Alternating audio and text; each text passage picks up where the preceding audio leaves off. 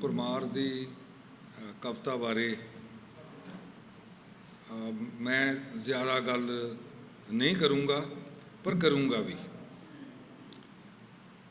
जदों इन्होंने दसिया जौड़ा साहब ने कि मैं 96 तो इन्हों जानदा, तो सुनने वालियां नूं लग्या होएगा कि किड्डे जमाने की गल है। मैं सोच रहा सी कि मैं उस तो भी क्वार्टर ऑफ ए सेंचुरी पहले तो बलजीत नूं जानदा। असी उस तरीके नाल असी एक डिपार्टमेंट के स्टूडेंट नहीं सी इकट्ठे, पर बलजीत लई कोई भी जिहड़ा ना डिसिपलिन जिहड़ा कोई भी डिसिपलिन इहदे लई टब्बू नहीं सीगा, अछोह नहीं सी। उस वेले भी जदों चढ़दी जवानी सी, मसां 2 दहाके जिंदगी दे ख़त्म करके तीजे च दाखल होया होएगा ये। उस वेले भी पंजाबी लिटरेचर, फिलोसफी, अंग्रेज़ी, जर्नलिज्म, ये सारियां चीज़ां इहदे अंगां विच समा गईयां सी ते देखियां जा सकदियां सी। एक वारी की होया कि हरनाम सिंह शान साडे टीचर सीगे, उन्होंने सानू लिखण लई मजमून दिता एक कविता बारे। तो असी जिस तरह मतलब हुंदे, मेरी वैसे भी पिछोकड़ पहला साइंस का सीगा, मैं BSc नॉन मैडिकल करके पंजाबी च आया सीगा, ते असी इधर उधर किताबां चों इकट्ठे मैं करन लग्या। तो हीगल की एक कोटेशन मेरे नज़री पै गई, किसी पंजाबी दे बंदे ने कोट की हुई सी। पंजाबी विच वैसे भी रिवाज है कि पंजाबी दे बंदे जो अंग्रेज़ी वालियां नूं कोट करते हैं, बहुती बारी अनवेरीफाईएबली उन्होंने कोट कर लेंदे ने, वेरीफाई नहीं करते चंगी। तो मैं भी हीगल बारे नहीं सी कुछ जानदा, तो वो कविता की एक डेफिनेशन वो सी भी जिहड़ा कवि हीगल कहंदा है, यह तुरदा फिरदा उस दिन साडे उस जिहड़ा क्लास सैमीनार सी उहदे विच आया होया सी। उस वेले बलजीत खड़ा हो गया कि भाई हीगल जिहड़ा है वो फिलोसफर है। हालांकि मैं ये नहीं कहता भी वो पोइट भी होएगा, डॉक्टर अतर सिंह भी जिवें पोइट सी किते होना भी है, ते पर वो एक शुरुआत सी मेरी ते बलजीत दी। फिर साडी ना जिवें एक म्यूचुअल रिस्पैक्ट होंदी आ, भी एक एक एक आदर बन जाता है। दो थोड़ा जिहा ऐं लगता कि यार ये भी बंदा कोई गल समझदा है, क्योंकि तुसीं देखिया होना कि जिंदगी विच थोड़े जे बंदे हुंदे ने, चाहे दफ्तर च चाहे यूनिवर्सिटी च, जिन्हां नाल तुसीं समझदे हो कि कुड़ी कोई गल समझदारी वाली गल करनी, इंटैलीजेंट टॉक करनी है, उन्हां दी गिनती बड़ी बड़ी बड़ी लिमिटेड हुंदी है। साडा बस इस तरह का साडा उत्थे साथ बनिया। तो ये नाल जदों भी कोई मतलब कदे मुलाकात हुंदी सी, तो दूजा डिसिपलिन है जिहड़ा उस दी झलक, उस दे टीचर्स दी झलक, यानी कि उन्हां दिनां विच ना जिहड़ा स्टूडेंट सेंटर सी, इहदा मतलब आगाज़ जिहड़ा है ना, मतलब असी उहदी इनैगूरेशन फीता कटाई जिहड़ी आ ओह यूनिवर्सिटी स्टूडेंट सेंटर दी। तो गल ये है कि बलजीत फिर पता लग्या बॉम्बे चले गया तो गायब हो गया। बड़ी देर बाद पंजाबी ट्रिब्यून च मजमून छपया भी प्राण साहब का प्रोफाइल लिखा हुआ सी, बड़ा गजब का प्रोफाइल सी, बड़ी टचिंग सी, क्योंकि बलजीत सिंह कदे कोई गल नहीं कहंदा जिहड़ी ना टचिंग ना होवे, उहदे हिरदे नूं जां छूंहदी है ना, फिर ही उसकी जबान चलती है, फिर ही उसकी कलम चलती है। हालांकि इस किताब में कुछ कवितावां हैं इहो जिहियां जिहड़ियां थोड़ियां ने, जिहड़ियां किसी फैशन के वहण च ये तो लिखियां गईयां। जिवें उन्हां वो 2 कवितावां के नाम ही मतलब जिहड़े मैनूं ना बहुत खूबसूरत दाल च कुड़कुड़ू की गल विच कर लीए। एक का नाम है किसान, एक का नाम है अंदोलन। ਉਹ ਮੈਨੂੰ ਇਹ ਲੱਗਿਆ ਕਿ ਅੰਦੋਲਨ ਕਵਿਤਾ ਦਾ ਜਿਹੜਾ ਪਹਿਲੇ ਸ਼ੇਅਰ ਹੈ, ਮੈਂ ਕਿਹਾ ਬਲਜੀਤ ਤਾਂ ਇਹ ਨਹੀਂ ਹੈਗਾ, ਇਹ ਐਂ ਲੱਗਿਆ ਕਿ ਜਿਹੜਾ ਪਹਿਲਾ ਸ਼ੇਅਰ ਹੈ ਨਾ ਉਹ ਉਹੀ ਕੁਛ ਹੈ ਜੋ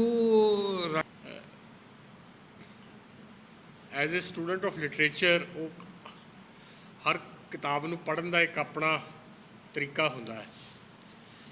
ਮੇਰਾ ਵੀ ਆਪਣਾ ਇੱਕ ਤਰੀਕਾ ਹੈ। ਮੈਂ ਕਿਤਾਬ ਨੂੰ ਪਹਿਲਾਂ ਸਰਸਰੀ ਪੜ੍ਹਦਾ, ਫਿਰ ਪਿੱਛੋਂ ਪੜ੍ਹਦਾ, ਅੱਗਿਓਂ ਪੜ੍ਹਦਾ, ਫਿਰ ਉਹਨੂੰ ਕੈਟਾਗਰਾਈਜ਼ ਕਰਦਾ, ਫਿਰ ਉਹ ਕੈਟਾਗਰੀਜ਼ ਨੂੰ ਐਨਾਲਾਈਜ਼ ਕਰਦਾ, ਫਿਰ ਉਸ ਨੂੰ ਜਿਹੜੀ ਕਵੀ ਦੀ ਆਪਣੀ ਸ਼ਖਸੀਅਤ ਹੈ ਉਹਦੇ ਨਾਲ ਜੋੜਦਾ ਹੈ। ਔਰ ਇੱਕ ਅਧਿਐਨ ਵਿਧੀ ਹੈ ਜਿਹੜੀ ਲਿਟਰੇਚਰ ਦੀ ਪੜ੍ਹਾਈ 'ਚੋਂ ਸਾਨੂੰ ਮਿਲੀ ਹੈ। ਉਸ ਨੁਕਤੇ ਨਿਗਾਹ ਤੋਂ ਜਦੋਂ ਮੈਂ ਬਲਜੀਤ ਹੁਣਾਂ ਦੀ ਇਹ ਕਿਤਾਬ ਪੜ੍ਹੀ,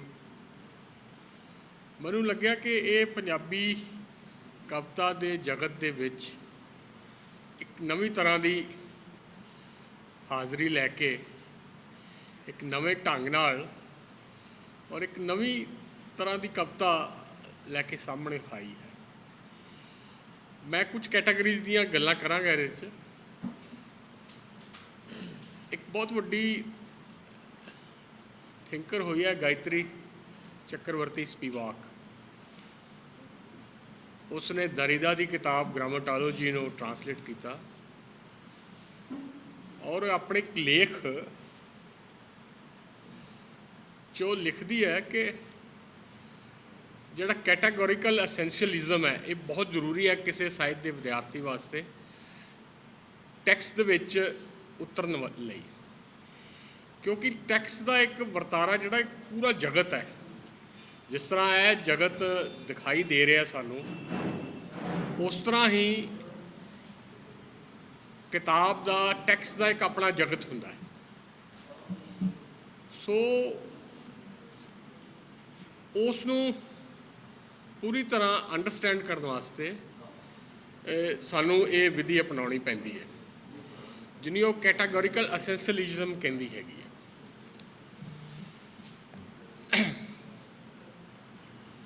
ਪਰ ਇਹ ਜਿਹੜਾ ਕੈਟਾਗਰੀਜ਼ ਨੇ ਇਹ ਕੋਈ ਇਕੱਲੀਆਂ ਕਾਰੀਆਂ ਨਹੀਂ ਨੇ, ਇਹ ਆਪਸ 'ਚ ਇੰਟਰਟਵਾਈਨਡ ਨੇ, ਜੁੜੀਆਂ ਹੋਈਆਂ ਨੇ ਔਰ ਅੱਗੇ ਪਿੱਛੇ ਚੱਲਦੀਆਂ ਨੇ। ਜਿਹੜਾ ਕਿਤਾਬ ਦਾ ਜਿਹੜਾ ਇੱਕ ਆਪਣੀ ਟੈਂਪੋਰੈਲਿਟੀ ਹੈ ਟੈਕਸਟ ਦੀ, ਉਹਦੇ ਵਿੱਚ ਇਹ ਲੀਨੀਅਰ ਨਹੀਂ ਨੇ। ਇਹ ਜਿਸ ਤਰ੍ਹਾਂ ਇੱਕ ਸਪਾਇਰਲ ਹੁੰਦੀ ਹੈ ਉਸ ਤਰ੍ਹਾਂ ਇਹਦੇ ਵਿੱਚ ਟਾਈਮ ਜਿਹੜਾ ਉਹ ਚੱਲਦਾ ਹੈ। ਪਰ ਉਹ ਟਾਈਮ ਆਊਟ ਆਫ ਕੰਟੈਕਸਟ ਨਹੀਂ ਹੈ, ਉਹ ਆਪਣੇ ਪ੍ਰਸੰਗ ਸਾਹਿਤ ਨਾਲ ਉਹ ਪੂਰੀ ਤਰ੍ਹਾਂ ਉਹ ਆਪਣੀ ਜਿਹੜਾ ਜਾਇਜ਼ਪਨ ਹੈ, ਜਿਹਨੂੰ ਕਹਿੰਦੇ ਉਚਿਤਤਾ ਜਿਹੜੀ ਹੈਗੀ ਆ, ਉਹ ਬਣਾਏ ਰੱਖਦਾ ਹੈ। ਇਹ ਗੱਲ ਸ਼ੁਰੂ ਕਰਨ ਤੋਂ ਪਹਿਲਾਂ ਜਿਹੜੀ ਇਸ ਕਿਤਾਬ ਦੀ ਭੂਮਿਕਾ 'ਚ ਆਪਣੇ ਪ੍ਰੀਫੇਸ 'ਚ ਬਲਜੀਤ ਹੁਣੀ ਆਪਣੇ ਬਾਰੇ ਲਿਖਦੇ ਨੇ ਔਰ ਆਪਣੇ ਬਾਰੇ ਲਿਖਣਾ ਬੜਾ ਕਠਿਨ ਕੰਮ ਹੈ, ਕਿਉਂਕਿ ਬੰਦਾ ਸਵੈ ਮੋਹ ਦਾ ਬਹੁਤ ਸ਼ਿਕਾਰ ਹੁੰਦਾ ਹੈ ਔਰ ਓਬਜੈਕਟਿਵਲੀ ਆਪਣੇ ਆਪ ਨੂੰ ਕਿੱਦਾਂ ਦੇਖਦਾ ਹੈ ਔਰ ਆਪਣੀਆਂ ਕਮਜ਼ੋਰੀਆਂ ਨੂੰ ਕਿੱਦਾਂ ਸਾਹਮਣੇ ਰੱਖਦਾ ਹੈ। ਉਹ ਕਮਜ਼ੋਰੀਆਂ ਉਹਦੇ ਗੁਣ ਵੀ ਹੋਰ ਨਿਬੜਦੇ ਨੇ। ਜਿਸ ਤਰ੍ਹਾਂ ਇਹ 'ਚ ਕਹਿੰਦੇ ਨੇ, ਮੈਂ ਹਮੇਸ਼ਾ ਆਪਣੇ ਆਪ ਨੂੰ ਸਭ ਤੋਂ ਵੱਡਾ ਆਪਣਾ ਆਲੋਚਕ ਸਮਝਦਾ। ਤੋ ਜਿਹੜਾ ਸੈਲਫ ਕ੍ਰਿਟਿਸਿਜ਼ਮ ਹੈ, ਜਿਹੜਾ ਗੁਰੂ ਸਾਹਿਬ ਨੇ ਆਖਿਆ ਨਿੰਦਕ ਨੇੜੇ ਰੱਖੀਏ, ਨਿੰਦਕ ਨੇੜੇ ਰੱਖਣ ਦਾ ਮਤਲਬ ਇਹ ਹੈ ਕਿ ਉਹ ਕੌਸ਼ੀਅਸ ਤੁਹਾਨੂੰ ਕਰਦਾ ਰਹਿੰਦਾ, ਤੁਹਾਨੂੰ ਚੇਤਨ ਕਰਦਾ ਰਹਿੰਦਾ ਕਿ ਹੁਣ ਤੂੰ ਆਪਣੇ ਰਾਹ ਤੋਂ ਡਿਸਟਰੈਕਟ ਨਹੀਂ ਹੋਣਾ। ਔਰ ਸੈਲਫ ਕ੍ਰਿਟਿਸਿਜ਼ਮ ਜਿਹੜਾ ਹੈ ਉਹ ਕਿਸੇ ਵੀ ਲੇਖਕ ਵਾਸਤੇ ਬਹੁਤ ਨਿਹਾਇਤ ਉਹਦੀ ਸਿਰਜਣਾਤਮਕ ਪ੍ਰਕਿਰਿਆ ਨੂੰ ਇੱਕ ਸੰਤੁਲਿਤ ਰੱਖਣ ਵਾਸਤੇ ਬਹੁਤ ਜ਼ਰੂਰੀ ਹੈ। ਫਿਰ ਉਹ ਦੂਜੀ ਗੱਲ ਕਹਿੰਦਾ ਹੈ ਕਿ ਮੈਂ ਆਪਣੀਆਂ ਪ੍ਰਾਪਤੀਆਂ ਨੂੰ ਨਿਹਾਰਦਾ ਹਾਂ ਅਤੇ ਕਮਜ਼ੋਰੀਆਂ ਨੂੰ ਵੀ ਸੁਧਾਰਦਾ ਹਾਂ। ਸੋਚ ਸਮਝ ਕੋਈ ਗਲਤੀ ਕਰਨੋਂ ਪਰਹੇਜ਼ ਕਰਦਾ ਹਾਂ ਜਾਣ ਬੁੱਝ ਕੇ ਕਿਸੇ ਦਾ ਕੋਈ ਨੁਕਸਾਨ ਨਹੀਂ ਕਰਦਾ। ਸੋ ਇਹ ਪਰਸਨੈਲਿਟੀ ਹੌਲੀ ਹੌਲੀ ਇਹਨਾਂ ਸ਼ਬਦਾਂ ਨਾਲ ਉਗੜਨ ਸ਼ੁਰੂ ਹੋ ਜਾਂਦੀ ਹੈ। ਫਿਰ ਇੱਕ ਜਗ੍ਹਾ ਕਹਿੰਦਾ ਕਿ ਮੈਂ ਨਾ ਕਦੇ ਅਰਜ਼ੋਈ ਕੀਤੀ ਹੈ ਨਾ ਹੀ ਅਰਦਾਸ। ਸੋ ਦਿਸ ਮੀਨ ਕਿ ਇਹ ਥੋੜ੍ਹੇ ਜਿਹੇ ਜਿਹਨੂੰ ਅਸੀਂ ਐਗਨੋਸਟਿਕ ਕਹਿੰਦੇ ਆ ਨਾ, 3 ਸ਼ਬਦ ਵਰਤਦੇ ਨੇ। ਇੱਕ ਤਾਂ ਥੀਸਟ, ਜਿਹੜਾ ਰੱਬ ਨੂੰ ਮੰਨਣ ਵਾਲਾ, ਇੱਕ ਅਥੀਸਟ ਜਿਹੜਾ ਨਾਸਤਿਕ ਹੈ, ਔਰ ਇੱਕ ਐਗਨੋਸਟਿਕ ਹੈ ਜਿਹੜਾ ਚੁੱਪ ਹੈ ਰੱਬ ਹੈ ਕਿ ਨਹੀਂ ਹੈ। ਸੋ ਮੈਂ ਇਹਨਾਂ 3 ਕੈਟੇਗਰੀ 'ਚ ਤੁਸੀਂ ਦੇਖ ਲੈਣਾ ਕਿ ਇਹ ਬਲਜੀਤ ਹੁਣੀ ਕਿੱਥੇ ਖੜ੍ਹਦੇ ਨੇ। ਨਾ ਦੌਲਤ ਪਿੱਛੇ ਭੱਜਿਆ, ਨਾ ਸ਼ੌਹਰਤ ਪਿੱਛੇ। ਇਹ ਇਹਨਾਂ ਦੇ ਜਿਹੜੇ ਸਾਰੇ ਨਜ਼ਦੀਕੀ ਦੋਸਤ ਨੇ, ਇਹਨਾਂ ਦੇ ਲਾਗੇ ਨੇ, ਇਹਨਾਂ ਨੂੰ ਪਹਿਚਾਣਦੇ ਨੇ, ਉਹ ਇਸ ਤੋਂ ਭਲੀ ਭਾਂਤ ਵਾਕਿਫ ਨੇ।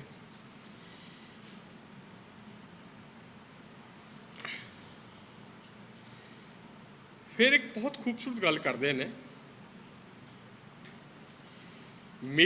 ਮੇਰੀਆਂ ਰਚਨਾਵਾਂ 'ਚ ਮੇਰੀ ਜ਼ਿੰਦਗੀ ਘੁਲੀ ਹੋਈ ਹੈ।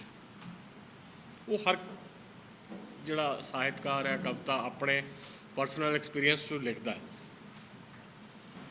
ਔਰ ਬਹੁਤ ਹੀ ਖੁਸ਼ੀ ਮੈਨੂੰ ਅੱਜ ਇੱਥੇ ਆ ਕੇ ਹੋਈ ਹੈਗੀ ਆ, ਜਿੱਥੋਂ ਤਾਈਂ ਅੱਜ ਆਪਾਂ ਇੱਥੇ ਇਕੱਠੇ ਹੋਏ ਹਾਂ ਬਲਜੀਤ ਪਰਮਾਰ ਜੀ ਦੀ ਕਿਤਾਬ ਦੇ ਲਾਂਚ ਬਾਰੇ। ਬਲਜੀਤ ਪਰਮਾਰ ਜੀ ਨਾਲ ਮੇਰੀ ਜਿਹੜੀ ਜਾਣਕਾਰੀ ਹੋਈ ਉਹ ਕੁਝ ਕੁ ਮਹੀਨਿਆਂ ਦੀ ਹੋਈ ਹੈਗੀ ਆ, ਪਰ ਜਿਸ ਤਰ੍ਹਾਂ ਨਿਰਮਲ ਜੌੜਾ ਜੀ ਗੱਲ ਕਰਦੇ ਸੀ, ਬਲਜੀਤ ਪਰਮਾਰ ਜੀ ਦੇ ਵਿੱਚ ਇੱਕ ਖਿੱਚ ਹੈਗੀ ਆ ਜਿਹੜੀ ਬਦੋ-ਬਦੀ ਬੰਦੇ ਨੂੰ ਇਹਨਾਂ ਦੇ ਤਰਫ ਅਟਰੈਕਟ ਕਰ ਲੈਂਦੀ ਆ।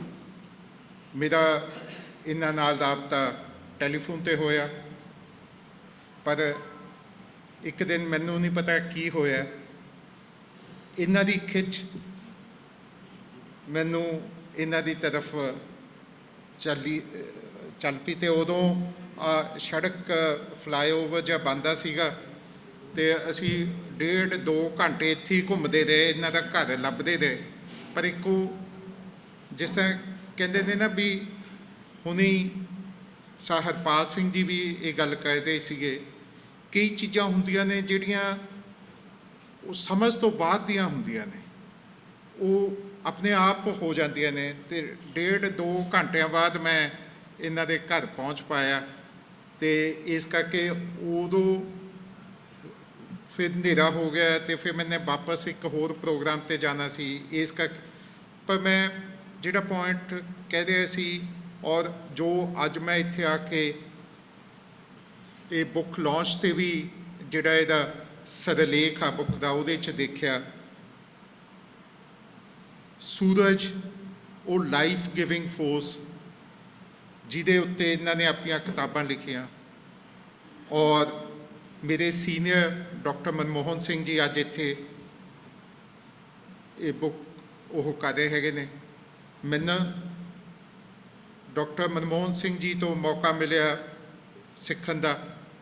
ਅੰਮ੍ਰਿਤਸਰ ਦੇ ਵਿੱਚ ਡਾਕਟਰ ਮਨਮੋਹਨ ਸਿੰਘ ਜੀ ਦੀ ਰਹਿਨੁਮਾਈ ਦੇ ਹੇਠ ਮੈਂ ਉੱਥੇ ਗਿਆ ਸੀ IB 'ਚ, ਅਤੇ ਉੱਥੇ ਜਦੋਂ ਮੈਂ IB ਦੇ ਵਿੱਚ ਸੀ ਅਤੇ ਮੈਨੂੰ ਮੌਕਾ ਮਿਲਿਆ ਪੜ੍ਹਨ ਦਾ ਪੰਜਾਬੀ ਲਿਟਰੇਚਰ ਬਾਰੇ, ਅਤੇ ਮੈਨੂੰ ਅੱਜ ਦੀ ਇਹ ਕਿਤਾਬ ਦੇਖ ਕੇ ਪ੍ਰੋਫੈਸਰ ਪੂਰਨ ਸਿੰਘ ਦੀ ਇੱਕ ਕਿਤਾਬ ਜਿਨ੍ਹਾਂ ਨੇ ਪੰਜਾਬੀਆਂ ਦੇ ਉੱਤੇ ਲਿਖਿਆ, ਔਰ ਉਹ ਉੱਥੇ ਮੈਂ ਪੜ੍ਹੀ, ਜਿਹੜੀ ਕਿ ਬਹੁਤ ਇੰਪੋਰਟੈਂਟ ਹੈ। ਔਰ ਮੈਂ IB ਦੇ ਵਿੱਚ ਵੀ ਇਹ ਕਹਿੰਦਾ ਸੀ ਵੀ ਪੰਜਾਬੀਆਂ ਨੂੰ ਜੇ ਸਮਝਣਾ ਤੁਸੀਂ ਇਹਨਾਂ ਦੀ ਫਿਤਰਤ ਨੂੰ ਸਮਝੋ। ਉਹ ਜਿਹੜੀ ਫਿਤਰਤ ਆ ਆਪਣੀ, ਕਿ ਆਪਾਂ ਸਪਿਰਿਟ ਮਾਈਂਡਡ ਪੀਪਲ ਆ, ਆਪਾਂ ਇੱਕ ਰੂਹਾਨੀਅਤ ਦੇ ਨਾਲ ਚੱਲਣ ਵਾਲੇ, ਇੱਕ ਸਪਿਰਿਟ ਦੇ ਨਾਲ ਚੱਲਣ ਵਾਲੇ ਪੀਪਲ ਆ। ਔਰ ਉਸ ਸਪਿਰਿਟ ਦੇ ਜਿਹੜੀ ਵੀ ਕੌਮ ਹੁੰਦੀ ਹੈ, ਸਪਿਰਿਟ ਦੇ ਨਾਲ ਚੱਲਣ ਵਾਲੀ, ਉਹ ਹਮੇਸ਼ਾ ਸਮੇਂ ਤੋਂ ਅਗਾਂਹ ਵਧੂ ਹੁੰਦੀ ਹੈ, ਰੈਵੋਲੂਸ਼ਨਰੀ ਹੁੰਦੀ ਹੈ, ਉਹ ਮੌਕੇ ਦੀਆਂ ਜਿਹੜੇ ਹਾਲਾਤ ਹੁੰਦੇ ਨੇ ਉਹਨਾਂ ਤੋਂ ਉੱਠ ਕੇ ਗੱਲ ਕਰਦੀ ਆ, ਉਹਨਾਂ ਦੇ ਨਾਲ ਮੌਕੇ ਦੇ ਹਾਲਾਤਾਂ ਦੇ ਵਿੱਚ ਨਹੀਂ ਦੱਬਦੀ, ਉਹਨੂੰ ਕੋਈ ਸਰਕਮਸਟੈਂਸਿਸ ਸਟਾਪ ਨਹੀਂ ਕਰ ਸਕਦੇ। ਜਿਸ ਤਰ੍ਹਾਂ ਸੂਰਜ ਵੀ ਥੋੜ੍ਹੇ ਟਾਈਮ ਲਈ ਉਹਨੂੰ ਰੋਕਿਆ ਜਾ ਸਕਦਾ, ਪਰ ਉਹ ਸੂਰਜ ਨੇ ਚਮਕਣਾ ਹੈ, ਉਹਦੀ ਇੱਕ ਫਿਤਰਤ। ਉਸ ਤਰ੍ਹਾਂ ਦੀ ਇਹਨਾਂ ਦੀ ਸ਼ਖਸੀਅਤ, ਔਰ ਬਹੁਤ ਖੁਸ਼ੀ ਦੀ ਗੱਲ ਆ ਕਿ ਇਹ ਅੱਜ ਆਪਣੇ ਵਿੱਚ ਹੈਗੇ ਨੇ ਔਰ ਇਹ ਲਿਖ ਰਹੇ ਹੈਗੇ ਨੇ। ਜਦੋਂ ਮੈਂ ਇਹਨਾਂ ਨੂੰ ਮਿਲਿਆ ਉਸ ਦਿਨ ਵੀ ਇਹਨਾਂ ਨੇ ਮੈਨੂੰ ਦੱਸਿਆ ਕਿ ਉਹ ਉਸ ਤੋਂ ਬਾਅਦ ਇਹ ਲਿਖਣਾ ਸ਼ੁਰੂ ਕਰ ਦਿੰਦੇ ਨੇ ਬੈਠ ਕੇ, ਅਤੇ ਉਹ ਜਿਹੜਾ ਗਿਆਨ ਇਹ ਇਕੱਠਾ ਕੀਤਾ, ਇਹ ਵਿਜ਼ਡਮ ਜਿਹੜਾ ਇਹਨਾਂ ਕੋਲ ਹੈਗਾ, ਇਹ ਵਿਜ਼ਡਮ ਆਪਣੇ ਸਾਰਿਆਂ ਨੂੰ ਪਾਸ ਔਨ ਹੋਵੇ। ਔਰ ਮੈਂ ਇਹਨਾਂ ਨੂੰ ਇਸ ਚੀਜ਼ ਦੀ ਮੁਬਾਰਕਬਾਦ ਦਿੰਦਾ ਔਰ ਉਮੀਦ ਕਰਦਾ ਕਿ ਜਿਹੜੀ ਇਹਨਾਂ ਦੀ ਕਿਤਾਬ ਆ ਹੋਰ ਲੋਕਾਂ ਤਾਈਂ ਫੈਲੇ। ਔਰ ਗੁਲਾਟੀ ਜੀ ਨੂੰ ਵੀ ਬਹੁਤ ਬਹੁਤ ਮੁਬਾਰਕਬਾਦ ਜਿਨ੍ਹਾਂ ਨੇ ਉਪਰਾਲਾ ਕੀਤਾ, ਮਤਲਬ ਆਪਣੇ ਆਪ ਉਹ, ਪਰ ਉਹ ਕਸ਼ਿਸ਼ ਕਿੱਥੋਂ ਪੈਦਾ ਹੋਈ, ਉਹ ਇਹ ਬਲਜੀਤ ਜੀ ਦਾ ਇੱਕ ਪਰਸਨੈਲਿਟੀ ਆ, ਇਹ ਵਾਹਿਗੁਰੂ ਦੀ ਕਿਰਪਾ ਇਹਨਾਂ 'ਤੇ ਕਿ ਉਹ ਚੀਜ਼ ਇਹਨਾਂ ਦੇ ਅੰਦਰ ਹੈਗੀ ਆ ਔਰ ਉਹ ਚੀਜ਼ ਕੁੱਦ ਕੇ ਬਾਹਰ ਨਿਕਲਦੀ ਆ। ਔਰ ਗੁਲਾਟੀ ਜੀ ਨੇ ਉਹੀ ਵਿਜ਼ਡਮ ਨੂੰ ਇਸ ਕਿਤਾਬ ਦੇ ਵਿੱਚ ਆਪਾਂ ਨੂੰ ਦਿੱਤਾ। ਮੈਂ ਧੰਨਵਾਦ ਕਰਦਾ ਤੁਹਾਡਾ ਸਾਰਿਆਂ ਦਾ ਔਰ ਉਮੀਦ ਕਰਦਾ ਕਿ ਬਲਜੀਤ ਜੀ ਇਸੇ ਤਰ੍ਹਾਂ ਇਹ ਚਾਨਣ ਦੀ ਰੋਸ਼ਨੀ ਜਿਹੜੀ ਸੂਰਜ ਦੀ ਤਰ੍ਹਾਂ ਇਹਨਾਂ ਨੇ ਪ੍ਰਤੀਕ ਦਿੱਤਾ ਹੈਗਾ, ਇਹ ਚਾਨਣ ਦੀ ਰੋਸ਼ਨੀ ਫੈਲਾਉਂਦੇ ਰਹਿਣ। ਧੰਨਵਾਦ। ਜੈ ਹਿੰਦ। ਯਾਰ ਫੇਸਬੁੱਕ ਦਾ ਮੈਂ ਬਹੁਤ ਸ਼ੁਕਰਗੁਜ਼ਾਰ ਹਾਂ ਕਿ ਜਿਸ ਨੇ ਮੈਨੂੰ ਦੁਬਾਰੇ ਇੱਕ ਆਪਣੇ ਦੋਸਤ ਨੂੰ ਮਿਲਾਇਆ। ਇਹਨਾਂ ਦੀਆਂ ਜਿਹੜੀ ਸਟੋਰੀ ਸਨ ਕ੍ਰਾਈਮ ਬਾਰੇ, ਉਹ ਮੈਂ ਸੁਣ ਕੇ ਬਹੁਤ ਡਰ ਜਾਂਦਾ ਸੀ। ਮੈਂ ਕਿਹਾ ਕਿਤੇ ਸਾਨੂੰ ਵੀ ਕਿਤੇ ਇਨਵੋਲਵ ਨਾ ਕਰ ਲਵੇ ਇਹੋ ਜਿਹੇ ਕੰਮਾਂ 'ਚ। ਅਤੇ ਲੇਕਿਨ ਫਿਰ ਇਹਨਾਂ ਨੇ ਕਿਹਾ, ਪਰਮਾਰ ਹੋਣਾ ਨੇ, ਕਿ ਮੈਂ ਹੁਣ ਆਪਣੇ ਕਵਿਤਾ ਦੇ ਫੀਲਡ ਵੱਲ ਵਾਪਸ ਆ ਰਿਹਾ। ਅਤੇ ਕੁਝ ਕਵਿਤਾਵਾਂ ਮੈਂ ਇਹਨਾਂ ਦੀਆਂ ਜਦੋਂ ਫੇਸਬੁੱਕ 'ਤੇ ਪੜ੍ਹੀਆਂ ਅਤੇ ਮੇਰਾ ਦਿਲ ਕੀਤਾ ਕਿ ਮੈਂ ਹੁਣ ਇਸ ਬੰਦੇ ਨੂੰ ਮਿਲਿਆ ਜਾ ਸਕਦਾ। ਅੱਜ ਮੈਂ ਸਪੈਸ਼ਲ ਇਹਨਾਂ ਦੇ ਸੱਦੇ 'ਤੇ ਤੁਹਾਡੇ ਸਾਰਿਆਂ ਦੇ ਦਰਸ਼ਨ ਕਰਨ ਆਇਆ। ਔਰ ਇੱਕ ਆਪਣੀ ਮੈਂ ਫੋਟੋਗ੍ਰਾਫ ਹੈ ਮੇਰਾ, ਕੁਝ ਪ੍ਰਿੰਟ ਹੋਏ ਉਹਦੇ, ਔਰ ਮੈਂ ਸ਼ਾਬਾਸ਼ ਉਹਦੇ ਥਰੂ ਪਰਮਾਰ ਉਹਨਾਂ ਨੂੰ ਦੇਣੀ ਆ, ਤੁਹਾਡੇ ਸਾਹਮਣੇ ਪੇਸ਼ ਕਰਾਂਗਾ। ਅਤੇ ਮੈਂ ਚਾਹੁੰਦਾ ਕਿ ਬਲਜੀਤ ਹੁਣੀ ਹੋਰ ਵਧੀਆ ਕਵਿਤਾਵਾਂ ਲਗਾਤਾਰ ਲਿਖਦੇ ਰਹਿਣ ਅਤੇ ਸਾਡੀ ਪੰਜਾਬੀ ਮਾਂ ਬੋਲੀ ਦਾ ਮਾਣ ਵਧਾਉਂਦੇ ਰਹਿਣ। ਮਿਹਰਬਾਨੀ। Thank you. ਨਾਟਕ ਲਿਖਿਆ ਹਿੰਦੀ 'ਚ, ਪੰਜਾਬੀ 'ਚ, ਅੰਗਰੇਜ਼ੀ 'ਚ। 15,000 ਤੋਂ ਜ਼ਿਆਦਾ ਸਟੂਡੈਂਟ ਟ੍ਰੇਨ ਕੀਤਾ ਡਾਂਸ, ਡਰਾਮਾ, ਮਿਊਜ਼ਿਕ 'ਚ। ਨਿਰੋਲ ਪੰਜਾਬੀ ਸੱਭਿਆਚਾਰ, ਫਟਕਰ ਨਹੀਂ ਦਿੱਤਾ ਕਿਸੇ ਦੂਸਰੇ ਨੂੰ ਨੇੜੇ ਤੇੜੇ। ਹੁਣ ਇਹ ਨਾ ਮੈਨੂੰ ਪੁੱਛੋ ਤੂੰ ਫਿਰ ਕੈਮਿਸਟਰੀ ਕਿਸ ਵੇਲੇ ਪੜ੍ਹਾਉਂਦਾ ਸੀ? ਹੁੰਦਾ ਹੀ ਹੈ ਨਾ। ਚਲੋ ਗੱਲ ਚੱਲ ਰਹੀ ਹੈ ਕਿਤਾਬ, ਮੈਂ ਇਹਨਾਂ ਦੀਆਂ ਫੇਸਬੁੱਕ 'ਤੇ ਵੀ 2-3 ਕਵਿਤਾਵਾਂ ਪੜ੍ਹੀਆਂ ਸੀ। ਸੂਰਜ ਦੇ ਉੱਪਰ ਤੇ ਸੂਰਜ ਨਾਲ ਹੀ ਰੌਸ਼ਨੀ ਹੈ, ਸੂਰਜ ਨਾਲ ਹੀ ਮੌਸਮ ਬਦਲਦੇ ਆ, ਸੂਰਜ ਨਾਲ ਹੀ ਦਿਨ ਰਾਤ ਹੁੰਦੇ ਆ। ਇਹ ਬੰਦਾ ਸੂਰਜ ਵਾਂਗੂ ਹੋਰ ਚਮਕੇ ਔਰ ਸਮਾਜ ਨੂੰ ਹੋਰ ਕੁਛ ਦਿੰਦੇ ਰਹਿਣ, ਕਿਉਂਕਿ ਇਹਨਾਂ ਨੇ ਦਿਲ ਦੀਆਂ ਗੱਲਾਂ ਸਾਫ਼ ਸੁਥਰੀਆਂ, ਸੱਚੀਆਂ ਔਰ ਬੋਲਡ ਆਪਣੀ ਕਵਿਤਾਵਾਂ ਦੇ ਥਰੂ ਕਹੀਆਂ। ਮੈਂ ਬਾਕੀ ਵੀ ਪੜ੍ਹੂੰਗਾ। ਮੈਂ ਇਸ ਬੰਦੇ ਨੂੰ 1967 ਦਾ ਜਾਣਦਾ। 67 ਦੇ ਵਿੱਚ ਮੈਂ 5 ਨੰਬਰ ਹੋਸਟਲ ਯੂਨੀਵਰਸਿਟੀ 'ਚ, ਔਰ ਇਹ ਉੱਥੇ ਸੀਗੇ, ਅਸੀਂ ਇਕੱਠੇ ਸੀ। ਮੇਰਾ ਇਹ ਸੀ ਵੀ ਮੈਂ 65 ਦੇ ਵਿੱਚ ਆਇਆ ਸੀ ਅੰਮ੍ਰਿਤਸਰੋਂ ਇੱਥੇ ਪੜ੍ਹਨ, ਫਸਟ ਈਅਰ ਦਾ ਸਟੂਡੈਂਟ। ਅਤੇ ਹਿੰਦੁਸਤਾਨ ਪਾਕਿਸਤਾਨ ਦੀ ਜੰਗ ਲੱਗ ਪਈ। ਨੈਸ਼ਨਲ ਡਿਫੈਂਸ ਫੰਡ ਵਾਸਤੇ ਅਸੀਂ ਇੱਕ ਫੰਕਸ਼ਨ ਕੀਤਾ, ਮੈਂ ਛਾ ਗਿਆ ਕਿਉਂਕਿ ਸਾਡਾ ਗਰੁੱਪ ਚੰਚਲ, ਮੈਂ, ਜਤਿੰਦਰ, ਅੰਮ੍ਰਿਤਸਰ ਬੜੀਆਂ ਕਰਦੇ ਸੀਗੇ। ਉਹਦੇ ਨਾਲ ਮੈਂ ਪਾਪੂਲਰ ਹੋ ਗਿਆ। ਫਿਰ ਮੈਂ ਮੁੜ ਕੇ ਪਿਛਾਂਹ ਨਹੀਂ ਵੇਖਿਆ। ਉਹਦੀ ਵਜ੍ਹਾ ਕਰਕੇ ਮੈਂ ਇੱਕ ਹੀਰਾ ਜਿਹੜਾ ਖੱਟਿਆ, ਉਹ ਇਹ ਪਰਮਾਰ। ਇਹ ਹੁਣ ਤੁਸੀਂ ਦੇਖੋ ਹੌਸਟਲ ਦੇ ਵਿੱਚ ਘੱਟੋ ਘੱਟ 300 ਸਟੂਡੈਂਟ ਰਹਿੰਦਾ। ਤੁਰੇ ਤੁਰੇ ਜਾਂਦੇ ਆ, ਮੈਂ ਦੇਖਿਆ, ਮੈਂ ਕਿਹਾ ਯਾਰ ਇਹ ਬੰਦਾ ਵੇਖਣ ਨੂੰ ਬੜਾ ਸਿੰਪਲ ਜਿਹਾ ਲੱਗਦਾ ਹੈ, ਅਸੀਂ ਵੀ ਕਲਾਕਾਰ ਤਾਂ ਹੈ ਹੀ ਹੈ ਨਾ। ਮੈਂ ਕਿਹਾ ਨਹੀਂ, ਇਹਦੇ ਅੰਦਰ ਬੜਾ ਕੁਝ ਲੁਕਿਆ, ਇਹ ਕੁਝ ਹੈ। ਮੈਂ ਹੀ ਬੁਲਾ ਲਿਆ, ਮੈਂ ਯਾਰ ਤੂੰ ਕਿਹੜੇ ਡਿਪਾਰਟਮੈਂਟ ਦੱਸਿਆ ਇਹਨਾਂ ਨੇ? ਐਸੇ ਹੌਸਟਲ ਜਾਂ? ਕਹਿੰਦਾ ਹਾਂ। ਉਹ ਯਾਰੀ ਪੈ ਗਈ ਉੱਥੋਂ ਹੀ। ਉਹ ਕਿਉਂਕਿ ਸਾਰੇ ਫੰਕਸ਼ਨ ਮੈਂ ਕਰਾਉਂਦਾ ਸੀ, ਤੇ ਉਹ ਕਹਿੰਦੇ ਨੇ ਨਾ ਸੂਲਾਂ ਜੰਮਦੀਆਂ ਦੇ ਮੂੰਹ ਤਿੱਖੇ ਹੁੰਦੇ ਨੇ। ਤੇ ਉਦੋਂ ਤੋਂ ਹੀ ਹੌਸਟਲ ਦੀਆਂ ਐਕਟੀਵਿਟੀਜ਼ ਦੇ ਵਿੱਚ ਸਾਨੂੰ ਨਹੀਂ ਸੀ ਪਤਾ ਵੀ ਇਹ ਬੰਦਾ ਇੱਕ ਦਿਨ ਐਡਾ ਗ੍ਰੇਟ ਬਣੇਗਾ।